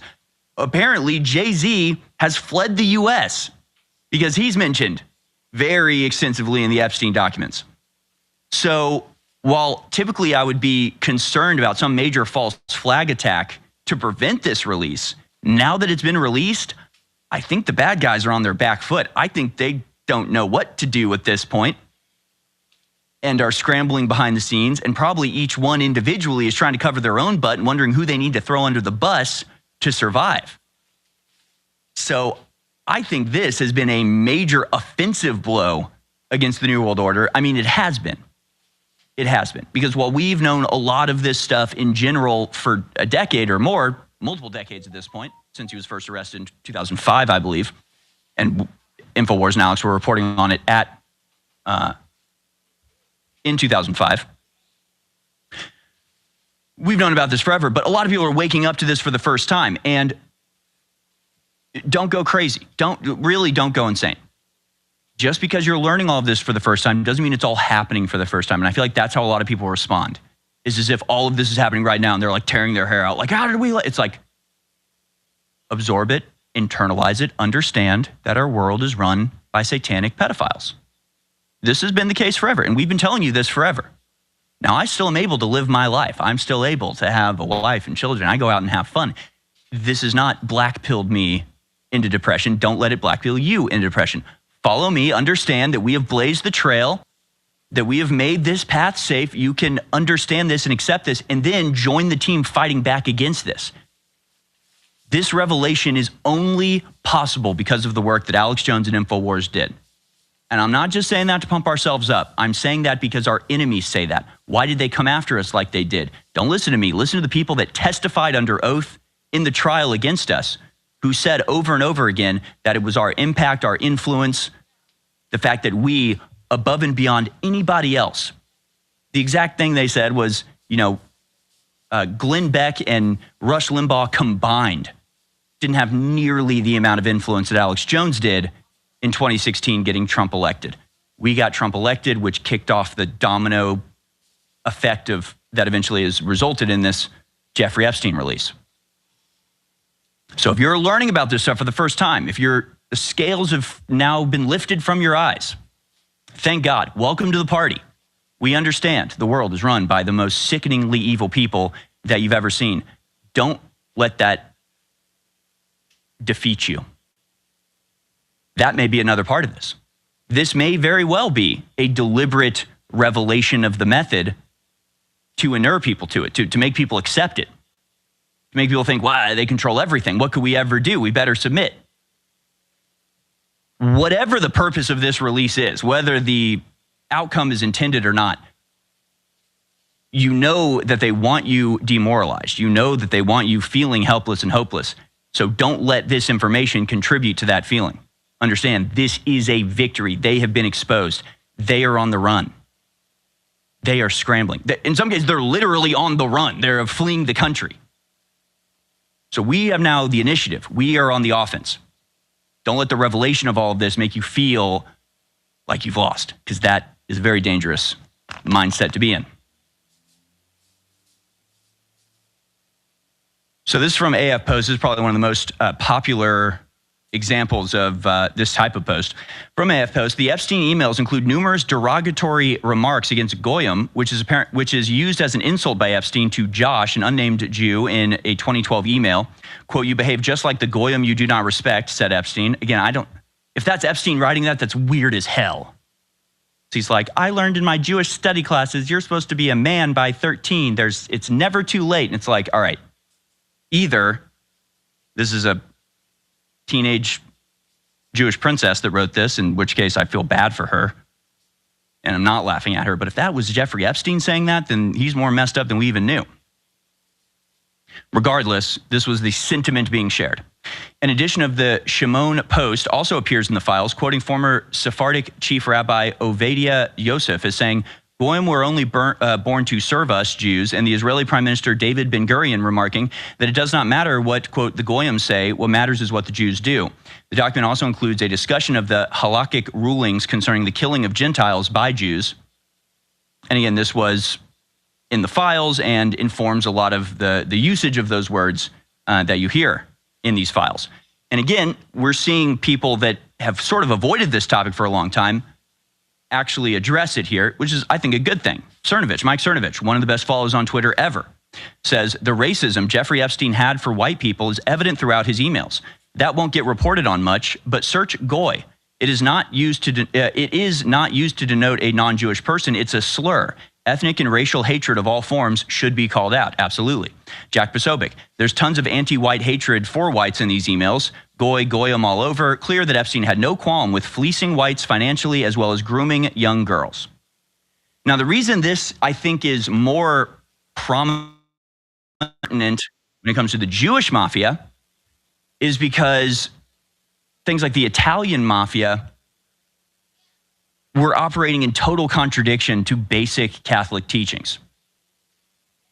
However, depending on which sect of Judaism you're talking about, a lot of rabbis will tell you this is exactly what, the Old Testament or the Talmud, tells Jews how to behave. Because remember, that book's from the Bronze Age. Like, it was instructions for Jews at a time period where they were surrounded by barbarians and had to survive for long enough to deliver the Messiah, Jesus Christ.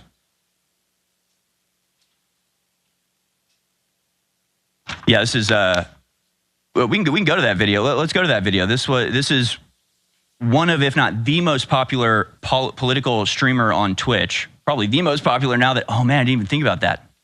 Hassan Chenk's nephew just got banned on Twitch. What a terrible time to be banned on Twitch. But now this is Asmongold, probably the #1 streamer on Twitch. Here's what he had to say after, reading some of this stuff. Oh, here we go. Goyim were born to only serve us, he said in a 2010 sermon. Without that, they have no place in the world, only to serve the people of Israel. Guys, this is insane. Yeah, I mean, it is insane. I mean, not that insane. But how do you get people who are going along with like torture sessions and, kidnapping people and raping them? Well, how do you get soldiers to burn villages? You dehumanize the people there, usually on the basis of race. So it's not really confusing. In a way, it's like a coping mechanism. These people are doing incredibly evil things to people. They have to justify it by saying, well, we're the superior race and they were, born to serve us. So it's not actually bad what we're doing. Just like you wouldn't, feel bad about, killing a cow that you raised to eat. That's their purpose, right? Jewish NBA Commissioner David Stern is in the Epstein emails begging Jeffrey to get him into a conference for free, refusing to wait in the conference lobby because, quote, that's for the Goyim. So again, it's like you understand this just informs their mindset. This is the way they think about stuff. Wait in a lobby? I don't do that. I'm Jewish. I don't wait like these other people. I'm the chosen. Like, that's their mindset. Now, I'm not projecting that onto them. That's what they're saying. And do you think if that's how they feel about waiting in line at a conference, like, how do you think they make business decisions? How do you think they operate in their own life? I mean, this should be like one of the biggest scandals out there. And it should be the Jewish community that is most vociferously condemning this mindset and ousting these people from polite society in the exact same way that it would happen if it was suddenly discovered a giant tranche of emails of, I don't know, J.D. Vance and Donald Trump saying the N-word a bunch. Wait in the lobby, I'm not a blank. It's like, whoa, dude, no, that's not okay. Like, we aren't okay with that. We aren't okay with you talking like that in private, because that just means it's how your mindset is. And you're lying to us the rest of the time when you're pretending not to be like that. Again, it's not confusing. This isn't difficult. We've been through this before with white people. A woman named Masha tells Epstein that he should only work with genetically tested Jews, claiming it correlates to being smart. She told Epstein, you're 98% Jew, you're very smart. Victim Maria Farmer said Epstein and Ghislaine would often talk of their superiority to quote-unquote Gentiles. And here they're talking about doing 23andMe genetic tests to determine who's Jewish. So, it's not a matter of religion, right? It's not a matter of conversion. It's not a matter of belief. It's a matter of genetics. So it is racism at its purest form. But then you've got non-Jewish people like Madonna in the files. She apparently was on TV talking about Kabbalah, Jewish mysticism, and Jeffrey Epstein and others are mocking her, basically being like, she thinks she's Jewish, she's not. She's still a Goyim. So it doesn't matter if you convert or you don't want to believe it's a genetic thing, it's a bloodline thing, it's a familial thing, just like the mafia, just like nobility. Just so we understand what we're dealing with here. And once again, I say, if you are a Jewish person that is sort of feeling the hairs to the back of your neck prick up because you're sensing anti-Semitism, calm down. Calm down. The only thing that inspires anti-Semitism from this is if you have a bunch of Jewish people defending this stuff because they think they have to. You don't have to defend any of this, and you damn well shouldn't. Just like Mike Cernovich. He's Jewish. He doesn't hesitate for a second to say this is wrong and I denounce it. It's easy. It's actually not that hard to denounce. I denounce white supremacy. You can denounce Jewish supremacy. And we can come together as Americans. Don't think that this reflects on you unless you make it reflect on you. Okay? Just want to clarify that. Now, folks, I wasn't able to get to like a tenth of what I got to today, of what I have today to get to. I'm going to bring all this back tomorrow. I've got videos that you're not going to believe. It's just crazy. And we're going to just hit the ground running with this tomorrow and probably the next day and probably the day after that. Still a lot more to reveal. Hopefully I've given you an overview of how we can think about this. But I once again want to reemphasize that none of this is new to any of us here at InfoWars. None of this is really all that surprising. None of it has made me change the way I think about any of this. And I can play videos from 5 years ago talking about Jeffrey Epstein, showing that we understood all of this already. And we've been behaving with this knowledge as a part of our data bank for the last 20 years. So people that are just understanding this and just coming to terms with what is being revealed and who think that oh my God, we need to come up with a plan to solve this. No. The revelation of these documents is proof that our plan is working, is proof that our strategy is the right one and has tangible, effective, monumental, and devastating results against the New World Order.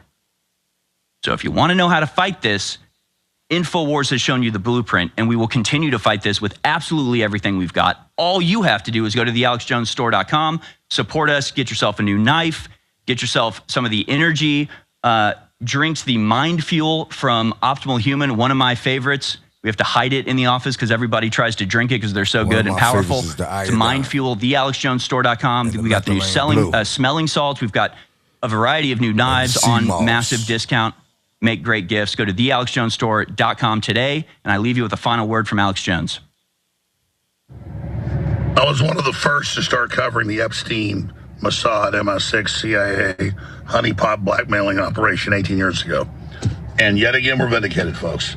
Yet again, exactly what we said is dead on target. Human trafficking, sex slavery, pedophilia, the occult, torture of children, mass blackmail. These are sociopathic predators who hate humanity. And now it's all come out. And it's a huge victory that the populist movement forced us to come out. Now we need prosecutions. But even if the system doesn't prosecute, they're convicted in public opinion. They can run, they can't hide. They could only operate in the secret before, in the shadows. That was their power, and now they've lost it. That's why all of you that have supported, the info over the years, this victory is your victory. This is our victory. This victory belongs to the people of humanity, not just Americans, but around the world. So I salute you all. Thanks for your support. We're in this together. We got more big news to break. We'll always be ahead of the curve. Tomorrow's news today. We'll always tell the truth. As long as you back us, we'll be here. Facts. It's your boy Dabrand knows, and that's your news dose for the day. I'll be back. Gotta run to the store.